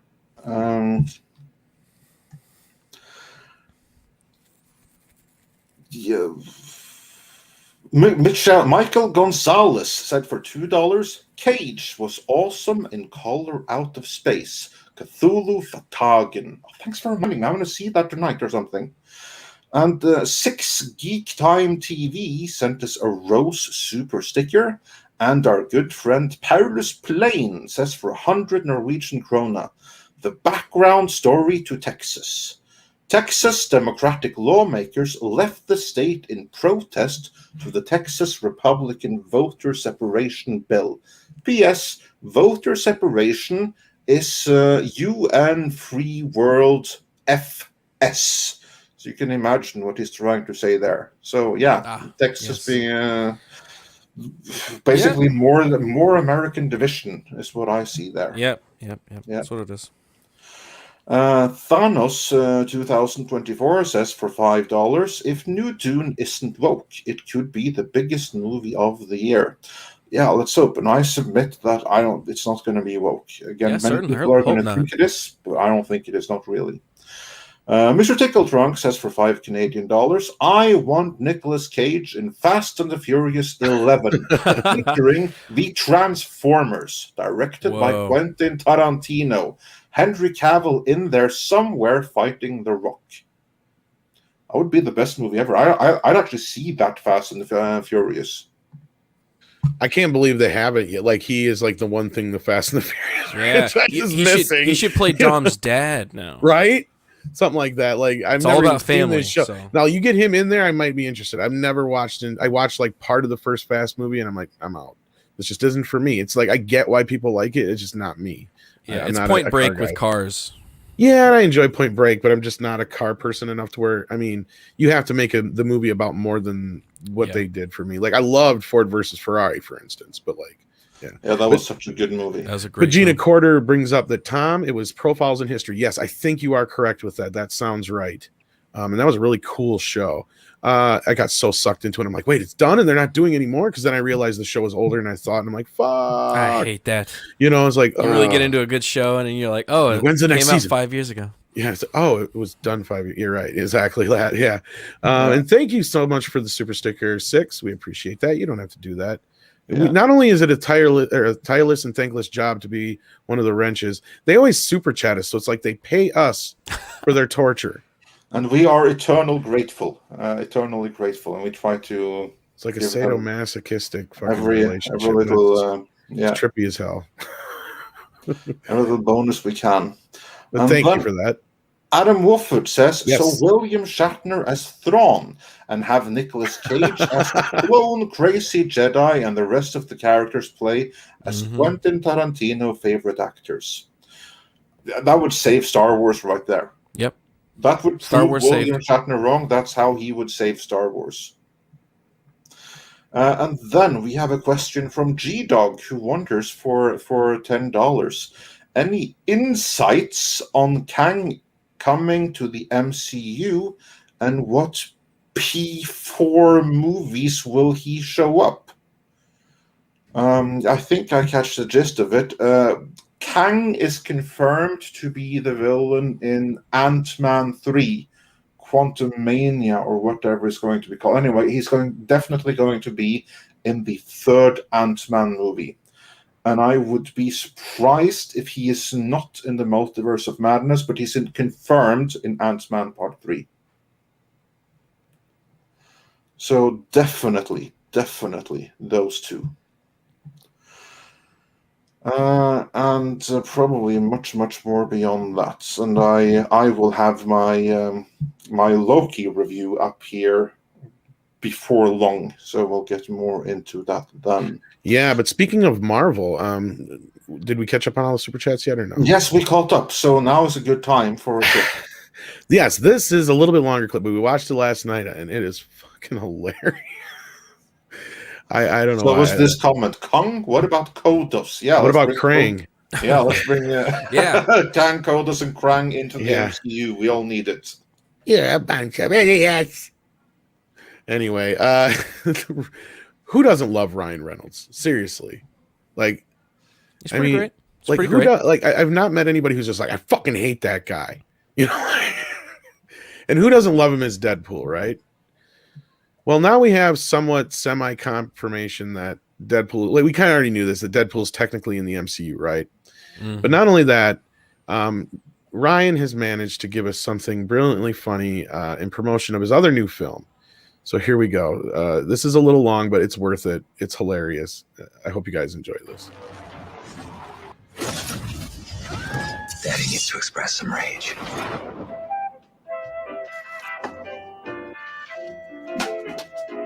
Well, hello there, and what's up, Reaction Faction? It's Deadpool. Don't forget to hit that subscribe button and follow me on Patreon. Last week, you all really liked my trailer reaction video. Where are the fucking dogs? So this week, I'll be reacting to a trailer for a movie which I honestly thought came out like a year ago. Free Guy. Apparently, it's this August. We also have a guest reactor this week, Korg, who was not my first choice, but apparently everyone else was too busy over on Disney+. Say hello, Korg. Hello, I'm made of rocks. Thank you for having me, Paul. Sorry you're dead. Jesus. Look. My name is Guy. Oh, he's named Guy, like the movie's title. That's pretty clever. Is it? I've got a best friend. This is the greatest cup of coffee of all time. Mondays, am I right, Joe? You said it, Guy. Let's just pause for a second to let everyone comment first, or this trailer gives away too much, or Ryan Reynolds is just me, which is super insulting, by the way. All done? And I work at the bank. Everybody down on the ground! I thought I had everything I needed.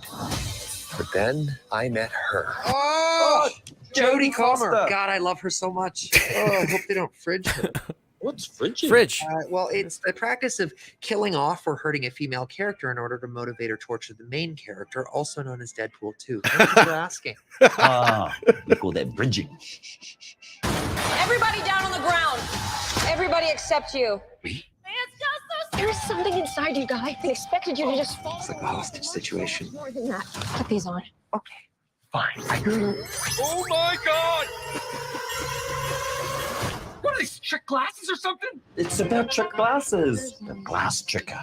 This world, it's a video game. You're not real. Please stop my... I'm the guy responsible for this world. Any thoughts on our villain, Korg? Looks like he's got 4 arms, and the 2 lower ones have got gloves on. I like them. You have a Disney Plus show, don't you, face? Oh, God. Ooh, trademark infringement. Doesn't that mean that nothing you do matters? I am sitting here with my best friend trying to help him get through a tough time. Now, if that's not real, I don't know what is. I know this world is just... Look at him go. That little blue shirt. Oh, his face is so punchable. Thanks, Guy. I'm going to be the great guy. Well, enjoy your lifetime supply of virginity. Off you go. This whole good guy routine is ruining the game. Woo! Terminate him. That's Taika Waititi. He seems quite nice, actually. A rabbit. Maybe this is the live-action thumper we all haven't been waiting for. Jump! Jump and catch the ball. Oh, useless. Wow, body air. This is like a reaction within a reaction. I can't die. It is kind of meta, isn't it? Yeah, exactly. Meta reaction. It's pretty brilliant. Okay, this looks fun in a last days of Fox fire sale kind of way. I'm not sure if it was worth diverting Canadian Cumberbatch's little mind away from my next movie, or you know what? I'm gonna give it. I'll give it 4 out of 5 avocados. Korg? I was raised by avocados. Oh my God! Just kill me now. Any tips on getting into the MCU there, Korg?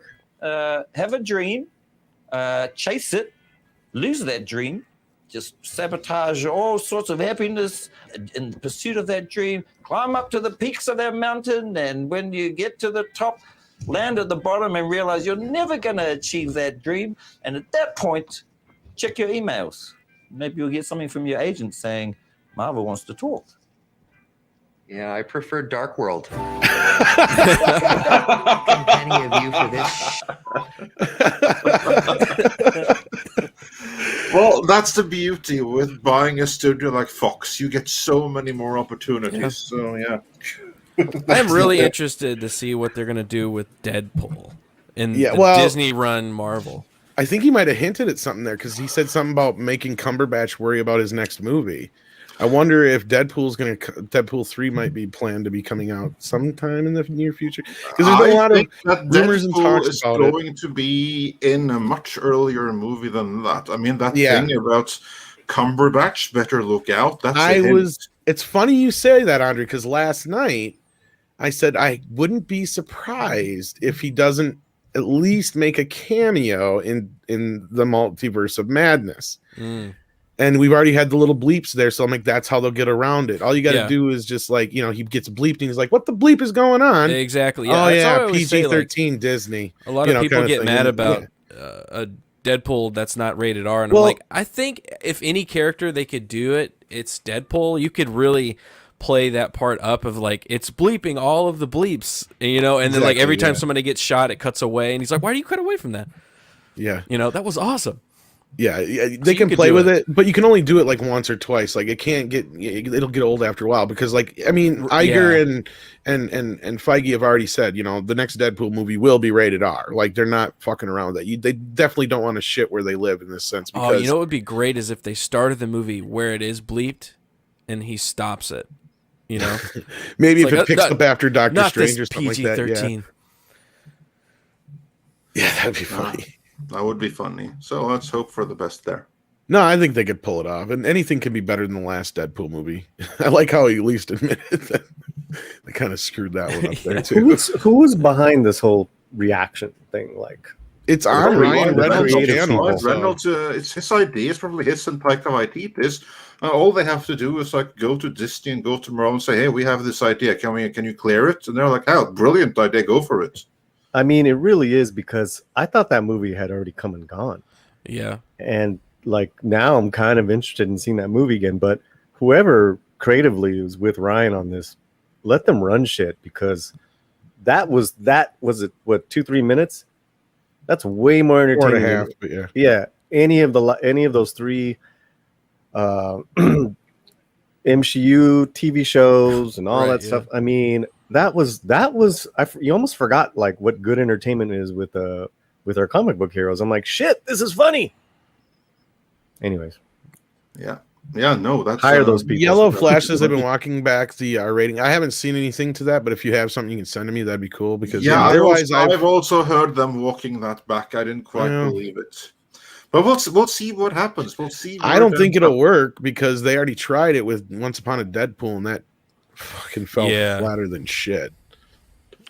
Yeah. Well, it was a re-release as well. So I mean, but again, they have Hulu, they have Star. So if there's a will, there's a way. Question is about that will thing. That's the big thing. Are there anyone there that really wants to? And I've heard that. For Hulu, that's where they're going to bring out like the Punisher and stuff like that. So, yeah, who knows? Maybe. I mean, it's not outside the realm of possibility. I think it's outside the realm of possibility that they'll make like $150 million R-rated feature. That I don't think. But that they would do like a Deadpool miniseries or something like that and slap that on Hulu or and Star, I can absolutely see that happen. Yeah. That I can see happen. So yeah, it'll be exciting to see. And let's see, I think we got one or two more super chats in here that before we get in with the final topic of today. Just going to do a quick refresh if I don't miss anything. While you do that, I mean, you could definitely, Tom, like really break it down, like exactly everything he said, and see if there's any Easter eggs, you know, because he was saying a lot of stuff. I think there was a little bit to that, like, and that's why I say, because he mentions Cumberbatch and then, you know, certain other things. So, yeah. And then I did get one here. Six sent me a thing from May 27th, why Deadpool 3 doesn't need to be R-rated original to the original director. Well, the original director is a fucking tool. Tim Miller, you don't trust anything that Tim Miller says. Exactly, yeah. So thank you for sending me that, Six. If that's where that's coming from, then that's not walking shit back. Yeah, go ahead, Andre. He's the same guy that said that enlightened people will like Terminator Dark Fate, whereas all the man babies will be scared shitless of like that female thing. That was him. That's Tim Miller. So, yeah, I wouldn't trust anything that he says too closely. But, yeah, you never know. We'll see what happens there. And I have the remaining super chats here. Crazy Cat Guy sent us a $5 Kitty super sticker, so thanks for that. Rambam 3000 says for 10 British pounds. Talking about Lovecraft in film, there's a very good German language version of Color of Space called Die Farbe. It's all in black and white, apart from the color. Interesting. I shall check that out. Die Farbe. That means the color. Yeah, cool. I'll check that out. Thanks for the tip. And everyone else into Lovecraft, check out Die Farbe. Mr. Tickletrunk says, or answers a question for $2 Canadian. No, we don't. Don't recall exactly what the question was, but the answer is evidently no, we don't. And Madeline's Id wonders or says for $5, just popping in to check the convo. Yet another franchise that's on live support. Yep. Parish Quick and Wither CBS, live long and prosper, Midnight's Edge. Oh, that's nice. Thank you so much. I really appreciate that. And with that, let us move into the... No, actually, we have one more super chat that just came in, and that is from Michael Gonzalez, who says, can't they buy Buena Vista or Silver Screen Partner DP?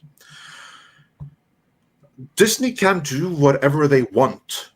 So it's not like a restriction. As I said, if there's a will, there's a way. If Disney want to start releasing porn on Disney Plus tomorrow, they can. I'm not saying they're going to, but they could if they wanted to. And if they wanted to revive Buena Vista, they could do that.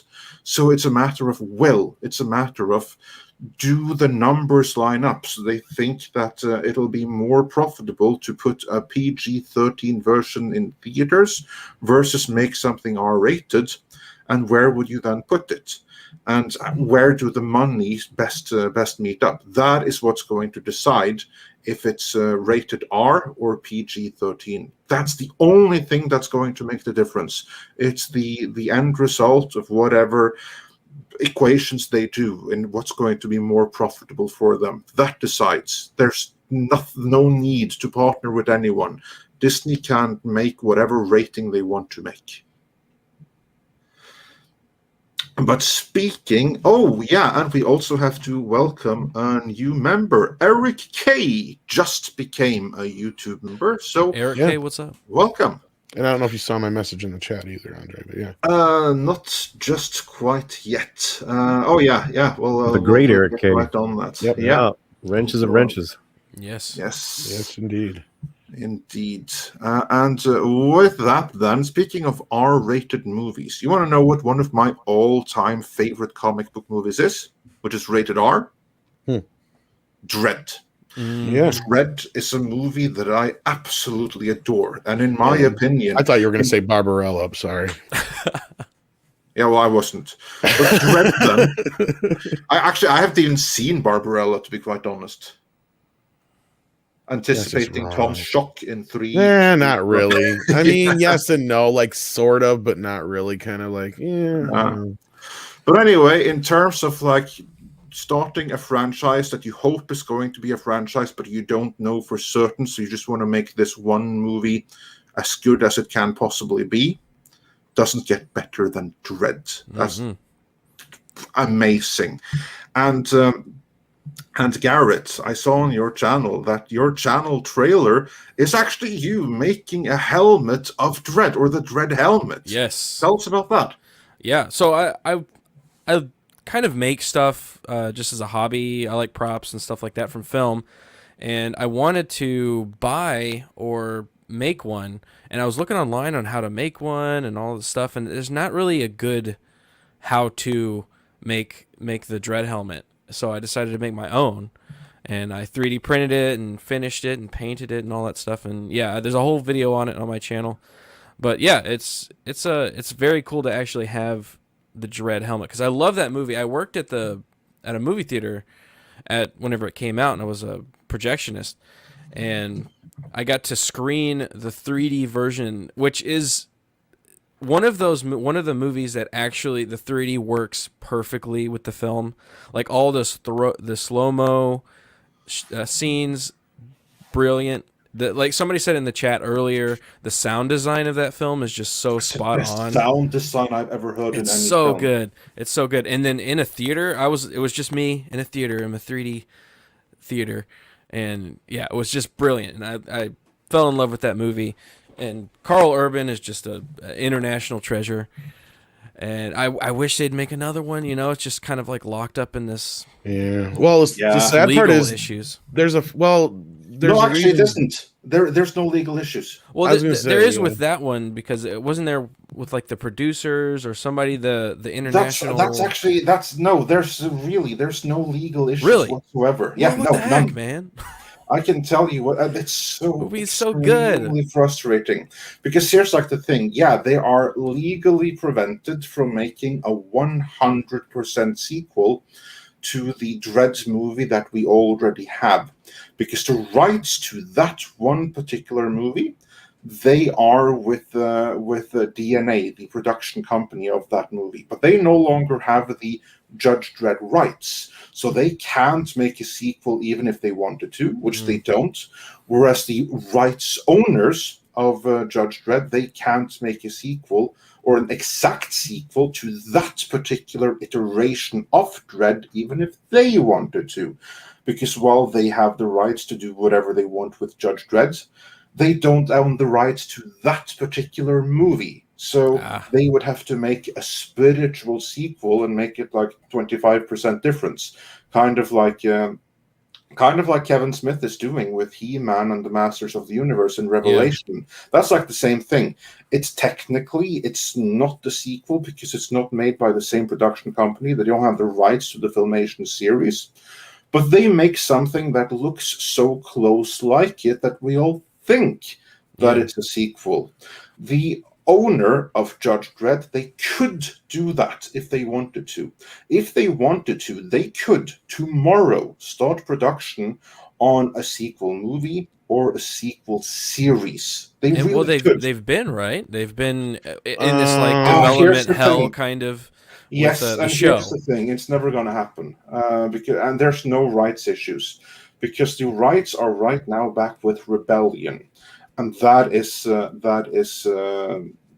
they're the rights owners, and they can do whatever the hell they want with them. They just have to make a pitch, and then they have to sell it. And they do have this pitch, and this is the series that was announced. The not Judge Dredd, it's just Mega City 1 Judge Dredd or something like that. That's the series that they want to make.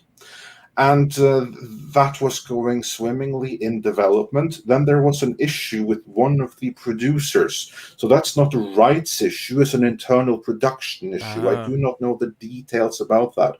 But one of the producers did something, so that whole iteration of the project collapsed, and they had to go back to scratch and start over, developing the exact same concept, Mega City 1 Judge Dredd. But you know what they're doing wrong, and this is the big issue, because there's no solving it, because the ones that are making the mistake are Rebellion, the actual Judge Dredd right owners. You know what they're doing? What they're trying to make and why it's failing? Yeah, what are they doing? What they're trying to do is they're making a series that is about the city of Dredd, Mega City 1. And it's going to focus on a team of judges where Judge Dredd will be just a guest character. No. Guest character in his own show. Yeah. no. So basically, they're trying to make Gotham PD guest starring Batman.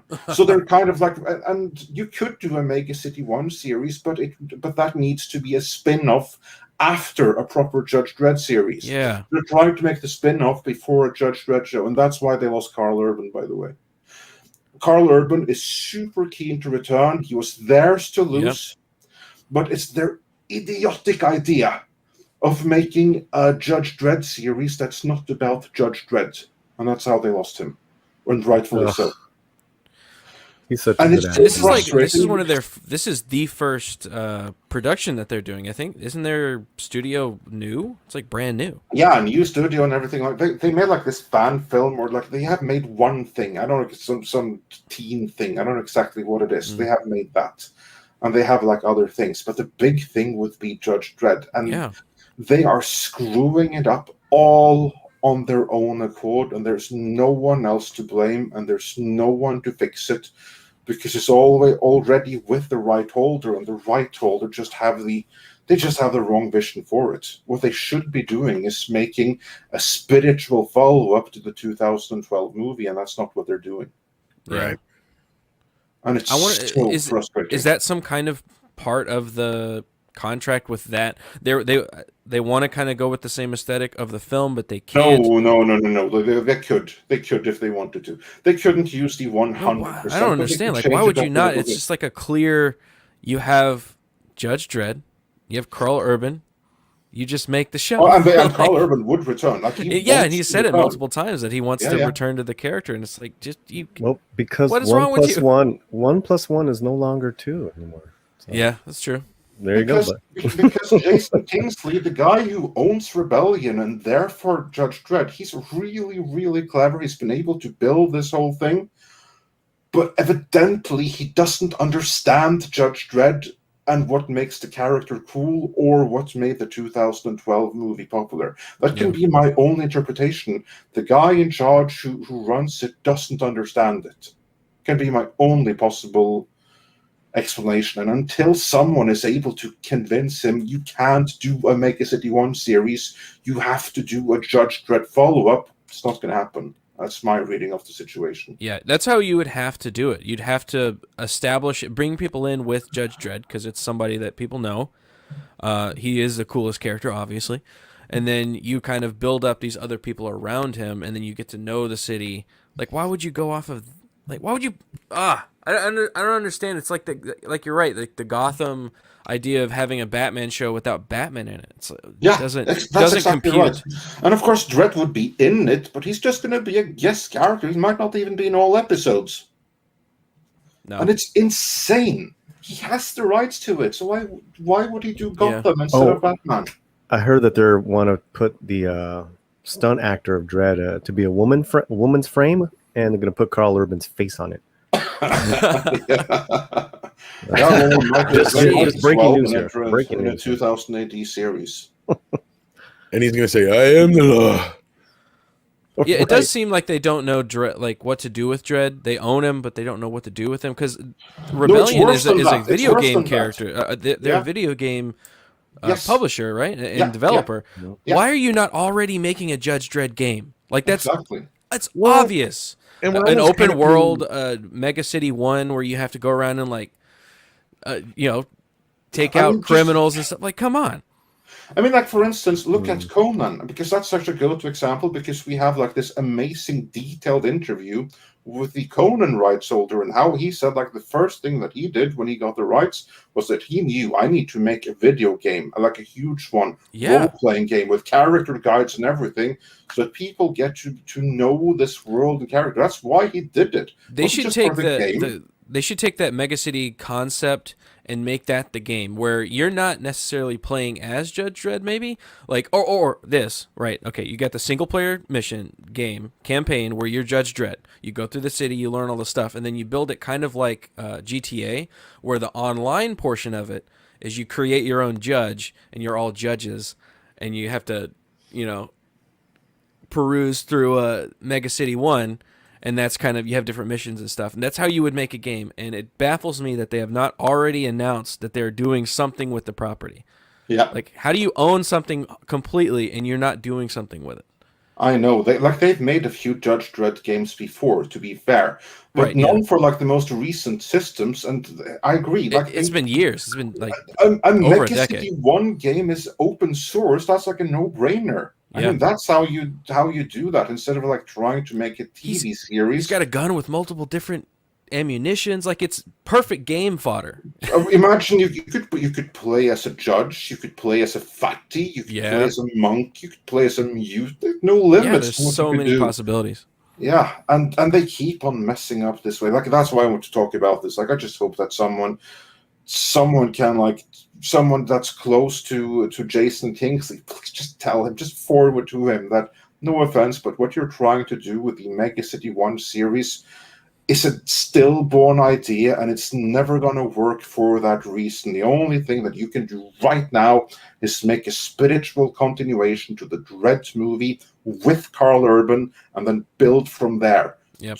Do a massive online Mega City 1 game, and then do a Mega City spin-off series. But you have to begin with getting Carl Urban back as Dredd. Yes. It seems that a lot of studios, anything else is doomed to fail. The studios, they just seem to want the end result, and they don't want to get to it. You have to kind of build it up. It's I think you got to get to that point. Go ahead. Or Black. I think you guys are just being nice. I think these studios are just right now really afraid to cast a white man as a lead right now. That's a good point. It's a good point. I mean, it's just kind of simple. I mean, maybe they're going to hold off on it, but I mean, look at the two things we just talked about. Nick Cage, slam dunk, and then this one, slam dunk, right? Yeah. It's just not in vogue right now, and it's bullshit. Well, there's one other factor. And one of the big hits that no one saw coming was Nobody. Starring an old white dude. Right. That shit was awesome. Well, this last year, two of the most talked about. Well, technically, if you bring in Fat Man, three of the most talked about films have had male leads, and not only that, one of them was a very controversial one, for that matter. Mm-hmm. And yeah, no, I think that it says a lot that those are the films that kind of stand out above the rest. And you can even go farther back. Look at Baby Driver. Like, okay, so 4 of the most original movies we've had in the last 2 years, even. Yeah, but Tom, it's like even longer than Quarter that. Black is like, why don't they just make him Judge Dredd, be Judge Dredd? Because that means you're gonna let Whitey be Whitey. They don't want to do that right now. Well, it's bullshit. Well, isn't the sexuality of the character also though something though that they could make him exploit? A chick? Yeah, I mean, maybe we need to be grateful that they're not making a show or a movie right now. It needs to, like the super chat earlier. It needs to be silver lining. Yes, it needs to be in hibernation. Like, it's already in hibernation right now. Maybe it's good. I'm really hoping for the next iteration of Hollywood to be action movies. I want an action movie renaissance. Mm-hmm. That's what we need. I'd welcome that. Well, and I mean, here, and I don't know if this has much to do with it. It could, though. I feel like they're almost punishing us. And Andre will know what I'm talking about. And I'm curious to hear your take on this too, Andre, a little bit. But we were talking to somebody, can't say who, that is in the industry, let's just say. And one of the main reasons they told us why we didn't get Judge Dredd 2, or Dredd 2, I should say, sorry, isn't because of what a lot of people think. It has more to do with the fact that the movie was pirated so much. So it's almost like they're punishing us. They're punishing us because they did a shitty job of when they released it, promoting it. Then we made it a cult hit, but they didn't make money off that. So they're going to punish. Yeah. God, I hate all this. Yep. What do you think of that, Andre? And then I'm curious to hear what like Garrett Well, thinks. I think that's a little bit oversimplified, because here's like the thing. I don't think it's a matter of, oh, you sons of bitches, you did. Well, no, because we've brought it up before, though. Most things, like when big studios, they don't really get hurt from piracy. In fact, HBO sat back and watched Game of Thrones be. It's the smaller It's studios like it's Rebellion.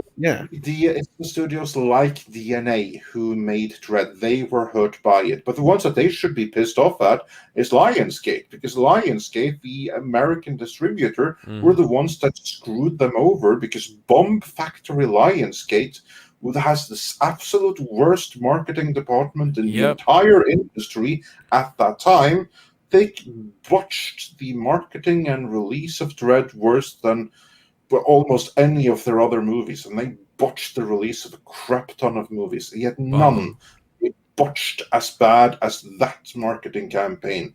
So if anything, they should be pissed at Lionsgate, because they were the ones that could have made the difference in that opening weekend, and they dropped the ball completely.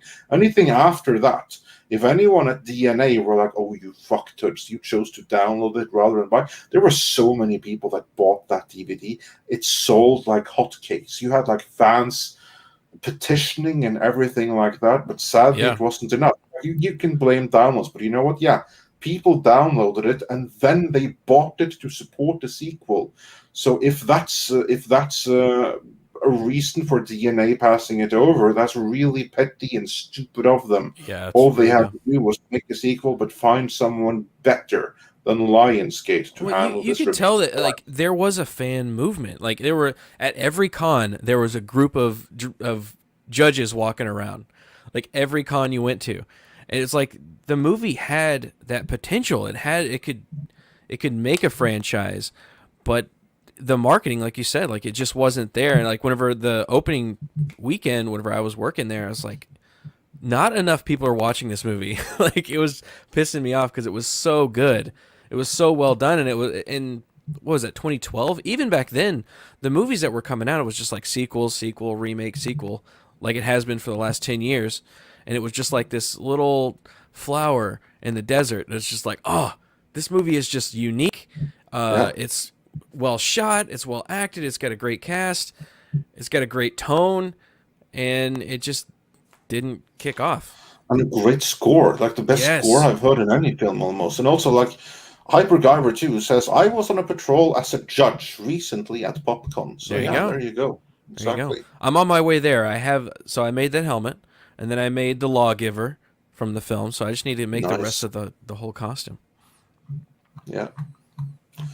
Very cool. Yeah, no, the 2012 Dread movie was an incredible movie that deserved sequels. But if we don't get any, and we won't, I'm very, very glad that they framed the movie the way they did, because if there is no more, it works perfectly as a standalone day in the life of Judge Dredd.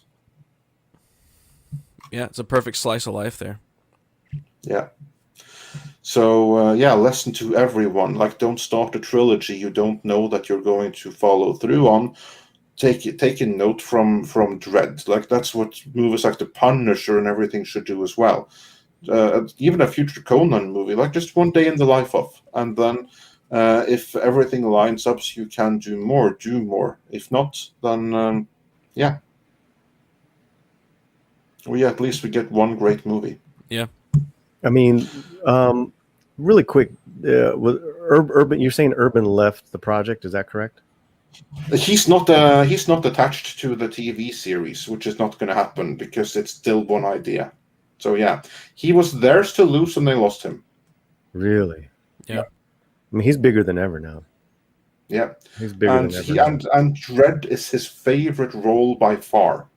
If there's any role that he'll like walk through fire and water for, it's that. I mean, I remember that, like there's like a recording of a footage from a convention where a fan asked him, like, okay, between Lord of the Rings and Cena, between those two specifically, which one of those two, Lord of the Rings and Cena, is your favorite? And he answered, Dredd. Dredd. Like, he never stops talking about how much he loves that movie. I have so much respect for him just because he kept his head in that helmet. You know, he did what the character needed to do, and that's what I love about Carl Urban, is he'll do stuff like that. Yeah, He didn't take it off after he kicked someone's ass, so he can see his face. Yeah, take it off. The Do you entire think his movie, wife is like that, too? Stallone. What's that? Go ahead, Garrett. Finish your thing. I was gonna say, like Sylvester Stallone is like, I can wear the first part of it, then I got to take it off for 90% of the film. Actually, wasn't that not Stallone's choice, but the producer? I'm sure it wasn't. I'm sure it was the producers. If I remember they were right. like, we need to see Stallone's face because he's hot right now. It was a mutual but agreement. I was going to say, yeah, I thought I had something. Okay, but I didn't It think was, it was all his a choice. very mutual thing. The producers, Okay, they I didn't know wanted that. him seen, and Stallone wanted to be seen. So the idea of a Dredd movie being made in 1995 with either Schwarzenegger or Stallone, because it was one of the two, Right? and they had scripts prepared for both of them. So they had, because the two of them, they were both in talks at the same time when that movie was made, and they had one script ready to go if it turned out to be Stallone, and they had another script ready to go if it was Schwarzenegger. It was the same basic story. It was just different execution because they would tailor it to whoever got it. Like, for instance, Stallone, his character is a victim of circumstance, of the system, and all of those things. So they had to make him the victim. That's a nice poster right there. Henry Cavill as Conan. That would be dream casting. Douglas strikes again. That'd be really good.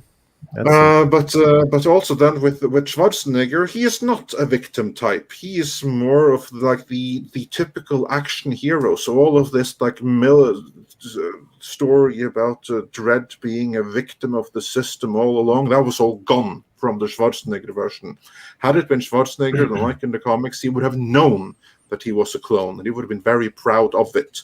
And it would have been a complete revenge story with no discovery and mourning or anything like that. So I always like to think that the movie that we got with Stallone, all in all, probably Stallone would have been the better Dredd because he doesn't have the accent or anything. But a Judge Dredd starring Schwarzenegger would have been a better Judge Dredd movie, if that makes sense. You see, Stallone, the better Judge Dredd, but Schwarzenegger, the better surrounding Judge Dredd movie. Did we grab this one from Michael Miller? No, because it's brand new. Michael Miller says that I didn't think so. My mates are on patrol as a judge in South Africa's insurrection. Yeah, I understand it's pretty hot down there right now, and not just in the weather, so do take care of yourself. Yep, they're in Cuba. Oh, did I say that? Sorry. The one place the U.S. doesn't want immigrants from, apparently. And SDR Red Wolf says for $5, what storyline in 2000 AD / Judge Dredd magazine would fit into a movie? And where's Judge Hershey or Judge Benny? Well, they're not in any movie, and what storyline would fit into a movie? Oh, there's so many. But the first one that I would do is the whole expanded democracy storyline. That would be perfect. I don't know if you're familiar with it. I read like the first 40 issues, and I got to the Moon City. Okay, like it's the very, after very that. early stuff. Yeah, those stories are not really representative of what came later. If you read the case files, then they don't really become good until the third case files, and the democracy storyline, I think, begins in the fifth case file. So that's way later. Yeah, I'm working my way through chronologically. Oh, nice. Oh, where are you now? So you're up to the Moon Base story? Yeah, I'm up to Moon Base. So all the good stories are still ahead of you. Yeah, it's really wacky early on. It's very wacky. It really is. It's he's got a robot butler and all this crazy stuff. It's weird. Yeah. And Namcos wonders, wasn't democracy after Necropolis?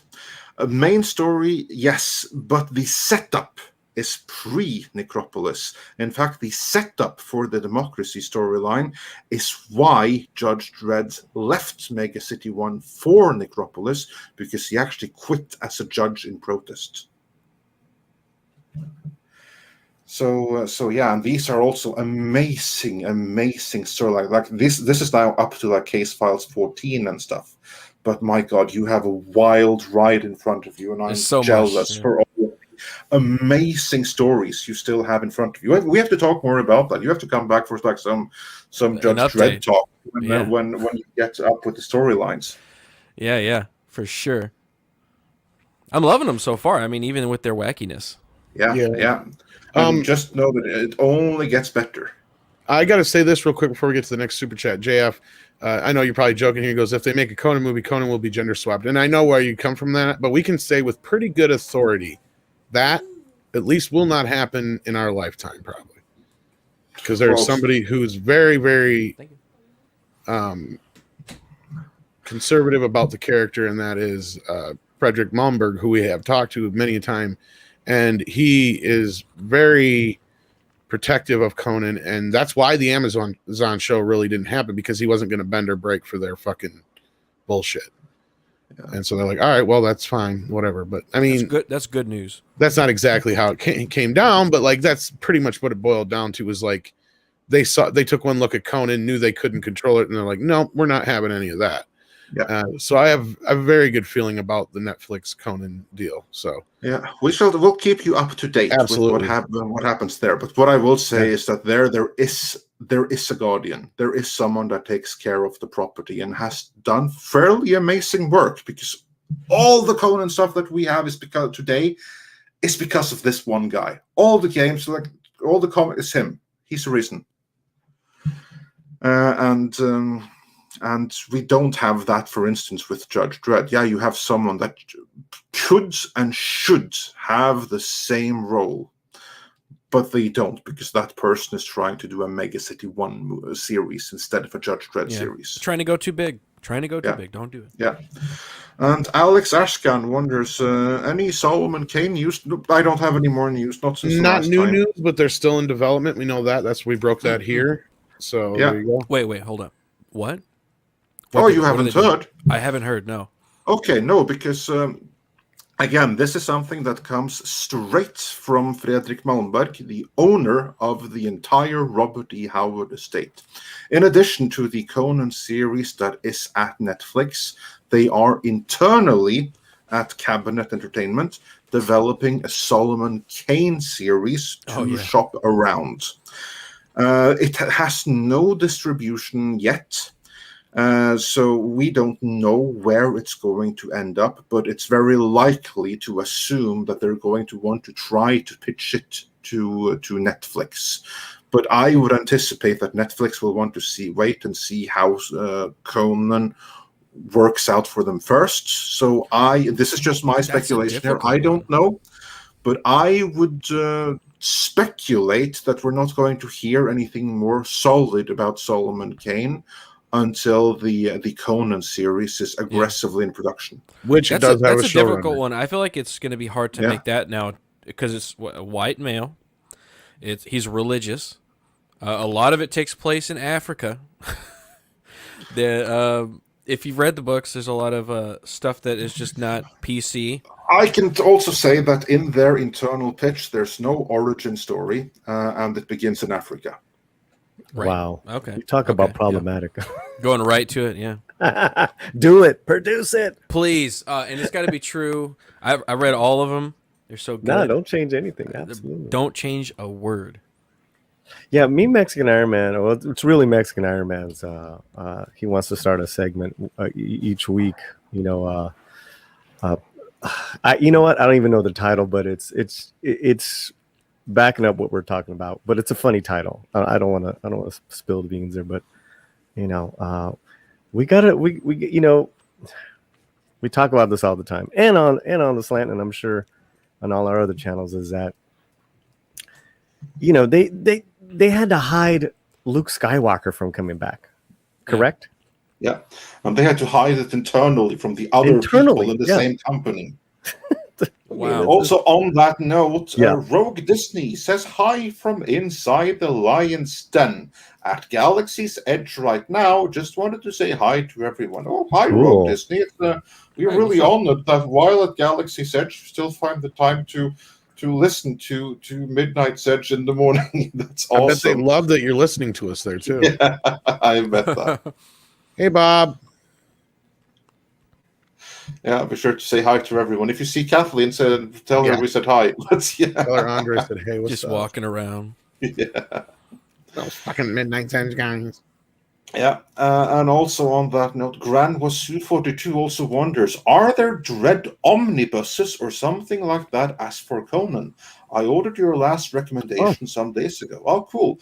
Well, yes, there are. This is like what we're talking about, because I trust that you are reading the Judge Dredd case files, don't you, Garrett? Yes. Yes. So the Dread omnibuses are called case files, and what I would recommend is that you begin with volume 3, because right now you should be still at volume 1. Sounds like with the Moon story, yeah. I'm still volume 1. Yeah, like this is before the series has like really found its feet. So I would recommend begin with Omnibus 3 and then continue with like 4 or 5. And if you like those, then you go back to 1 or 2. That's about where Dredd kind of looks like what you know Dredd to look like, and kind of the feel of it. Yeah. The early stuff is very. When did it start? 70s, right? It started in 77, I think. Yeah, so it's very 70s feel, the futurism and that kind of stuff. And it's kind of off the wall wacky stuff. It's a lot of fun. It's very funny, but it's not like the gritty, more action Dredd that you're kind of looking for. So yeah, I totally agree. You should probably start there. Yeah. So begin with like Case Files 3, or even number 5. Case Files 3 and Case Files 5 are both great jumping in points. So I would recommend that. Judge Dredd Case File 3 or 5, and then move on from there. And after like you've gone through 2 or 3 more and you're properly invested, then go back to 1 and 2.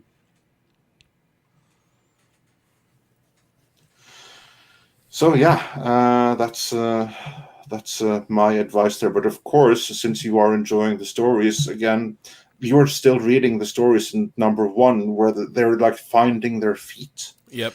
The great stuff is ahead, and you have some really cool stories already lined up for you in Case File number 2, because that's where you have the Judge Cal storyline and the Cursed Earth storyline. Both incredible classics. I'm looking forward to it because yeah, I'm already loving it. Like I said, I'm already loving the early ones, but yeah, I'm waiting for it to get really. And those really 2 good. storylines are like the first 2 mega epic storylines, because the whole second case file is just those 2 stories. Wow. STR Red Wolf points out this is where the 2000 AD app is worth it. So yes, there's another possible recommendation for you there. Yeah, and if you get them digitally. And you get so much more with that too. Yeah. Tom, did you get a cut? Cut of what? Cut of that sales off that Superman 4K. Yeah. No, but there's actually a bit of a story. Amazon link going. No shit, I've been saying that for how long, Andre? I'm telling you, man, Andre, this guy is owned by 4K, man. I'm telling you, he's making. Well, no, money. here's the sad part of that story. He does it completely for free because we don't get any cut of anything. I didn't get I didn't say we. I said him. It ain't even enough to get R&B's attention to be like, well, he said it one time, and then it's just like, I don't know, I haven't heard back from him about it. But yeah, about being on his DVD show. But no, poor Six. I didn't get to tell her in time. You have to have a 4K Blu-ray player and a 4K TV to actually view a movie in 4K. So poor girl's got a fucking 4K Blu-ray on the way, or showed up in her house that she can't really technically watch. She can watch the Blu-ray that's with it probably, but so yeah. Now I'm gonna have to figure out how to get her a 4K TV. All right then. Well, that's the thing is I didn't get to tell her in time. I'm like, yeah, it's you got to have that. So that heads up. Yeah, I mean, folks. technically, you can watch a 4K on like a old CRT. Well, yeah, if you have a player, yes. You need that. You need that TV to really appreciate the. But yeah, to the detail. be able to actually use it. Yeah, you can get away with not having the TV as long as you have a player. That's true, Garrett. Yeah. And I think we missed one super chat. I think Numcos said for £5 I like the 90s Dredd for visuals, Medways, Skedways, etc. 2012, Dredd was better plot, costumes, and visually better inside the building. Yeah, I agree with that. Agree. I thought 100%. we got that one. That's my bad then. I thought I had it on screen and maybe we just I saw it on screen, but I don't recall reading it. That is partly my fault. Then, so No, yeah, I totally agree with that. Like, I like the aesthetics of Mega City in the '90s, Judge Dredd, but yeah, the plot of that movie was just not good. You know why? Why it was no good? No, because it was the best of the comics. They, as you will see later on, they took like 10 amazing storylines that would have made for 10 amazing movies, and they mixed and mashed them all together into one movie, kind of like a best of Dredd that ended up being the worst of, and they ruined all those storylines in the process. It's a shame. Yeah, absolutely. You'll see some of those storylines already in the next case file. You'll start seeing some of the things that went into that movie. And Johnny Owen. Yeah, you take it, Tom. Okay, he sends in $10. Says, unpopular opinion, I prefer Stallone's movie over the urban one. I was super disappointed after seeing a mega city on a budget with all gore and no satire. Well, it kind of helps when you have Disney money to make the Stallone one.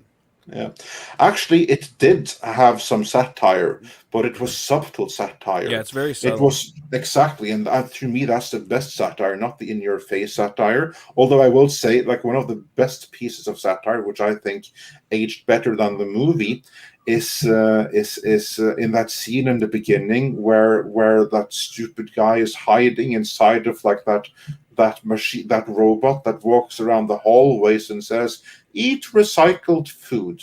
Recycled food is good for the environment and okay for you."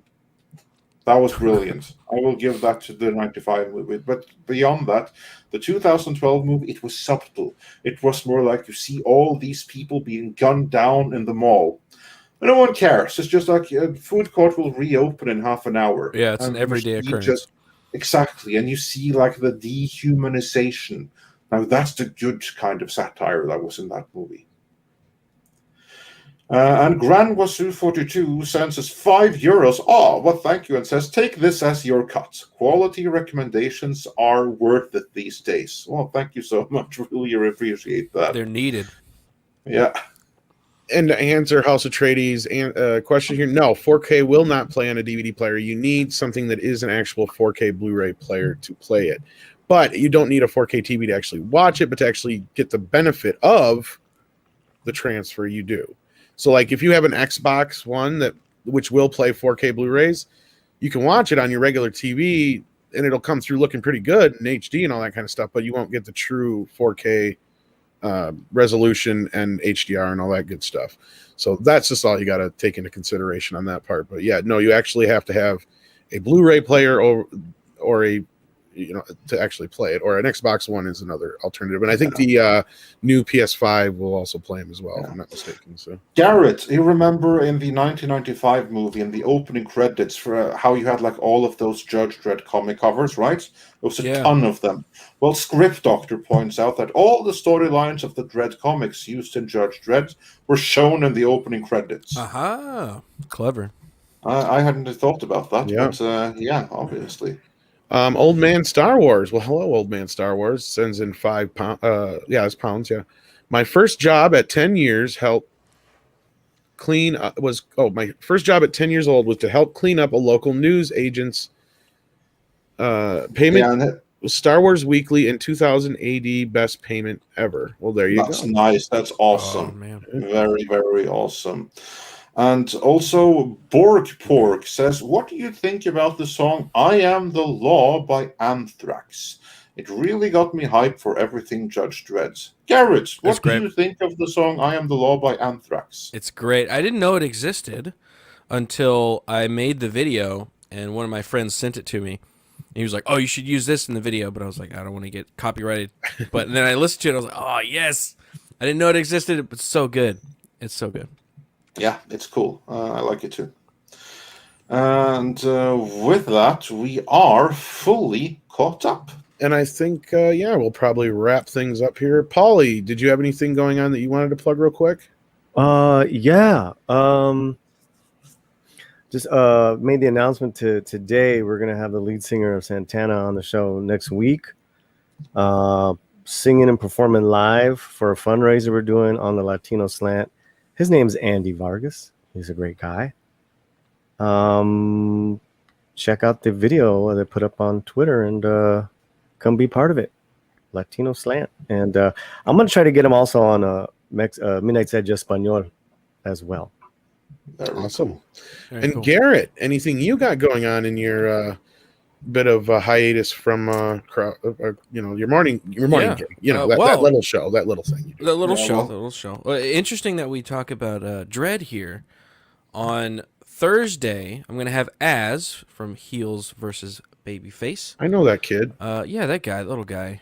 He's going to be on my channel, and we're going to be talking about the 2012 Dread and that movie and our love for it. So, yeah, we're going to kind of do this again.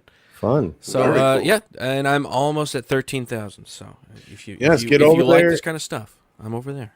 Check out Garrett's channel. I remember we had a conversation about Ninja Turtles a That's little while true. back. And you do gaming and other stuff there, so Yep. do check it out, guys. I think you'll enjoy it. And thanks for having me on. It's It's been an honor. long awaited, and Yes.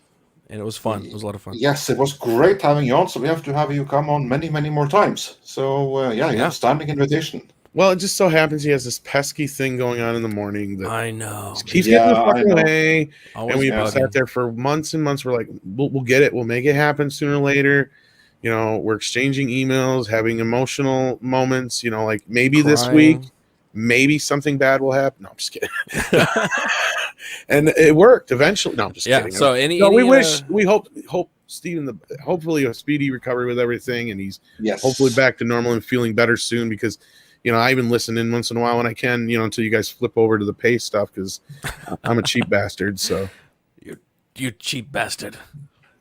No. Thanks, man. Thanks. Anytime I'm available, I will totally do it. All you got to do is say, "Hey Tom, where's my link?" Hey yo, send me the link, bro. Yeah. And if you have to, you can even get aggressive. I don't mind that. I like aggressive black men. Oh. It's not Not PC, really, bro. but I mean, I don't hate them, but not like them. Yeah, well, you walked right into that one, didn't you? It was a joke. Quarter black. Any quarter Latino at all in there? No. A lot of people think I am though. A lot of people. My kids, because I married a Latino. There you go. Oh, I integrated. Well, then you're invited, sir, to the Latino Slant anytime. That'll be my ticket. I'm like, I got Latino kids. Okay. Well, yeah. You're deemed legit. Speaking of that, You have the did you Latino happen wife. to listen to me taking the show off the rails yesterday, Andre? Oh, when you were talking. No, I did not. Well, yesterday as well. On Espanol. Yeah, man. Yeah, you have to stop taking things off rails. I learned some. Well, didn't really learn, No, but it was not off rails. It was very much within the world. I was speaking Spanish. Oh, okay. Well, that's all good. Good and well. That's then. right on the rails, Tom. Yeah. Just sorta, remember, kinda. there's more Spanish and Latin food than taco. So, Sure. I talked about burritos. there's more than that as well. Quesadillas. No, I'm like Andre, just because Andre had bring up arepas next yeah, time, well, just because you had paella yesterday, don't be putting down the taco.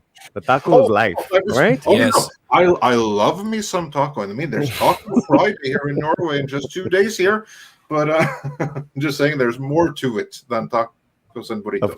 Of course. There's quesadillas. Yeah, go back to him again. Yeah, and the Bud Martin says, Tom X no habla español. no, Tom X no habla, no puedo hablar. Yeah. And Krusty Moko, he speaks some truth here. So, yeah, that's all good and well. Yeah, there you go. Yeah. I mean, real quick, your wife make any Latin dishes? I mean, it just so happens that during this stream I ate some quesadillas. So. Oh, yeah. Yes. Very nice. Yeah, my lady's a Portuguese Brazilian, so she makes great frappe verde. There's some interesting dishes. I used to work with a bunch of Brazilians. We worked in a call center, and they serviced South America, and they used to bring in all kinds of crazy dishes that I never tried before, but they're always good. Love food. Yeah. Sorry, we're done, Andre. That was the food section. Un pedo bueno mojado. What? I think we need to make like a Midnight Edge food truck here, or like taco truck or something. But in the meantime, I just want to say again, thanks to our esteemed guest, Quarter Black Garrett, for joining us today. It was a pleasure to have you on. I look forward to seeing your stream with us about Dread, one of my all-time favorite movies. And also to Polly for hopping in. Always a pleasure to have you here, my friend. Thank you, boss. Is still waiting for Tom's Spanish language version of I Look Good on You. And that's after a few more Spanish language lessons, you never know what's going to happen. Mi español es tuno bueno como un pudo de puero mojado. What did you just say? I'm wondering if I should be offended es tun bueno como un pedo de perro mojado. Well, it's as good and something like a dog. It's something dog. I understand. It's as good as the dog part. Un pedo. Oh my god. That's what I was doing yesterday, Andre. So there you go. Yeah. My Spanish sucks. Oh, I can live with that. Michael Ferrari. That's exactly what he said. I was like, wet dog juice? Dog fart. And I'm like, did you just call me a mojado? What should I be? Ay, Dios. Tom. I have no idea what I'm saying. No, perro. Well, no, perro would be with a U. No, perro. It's really hard to spell fart. Because it's Perro. kind of like not a real word. I don't know. Pedo.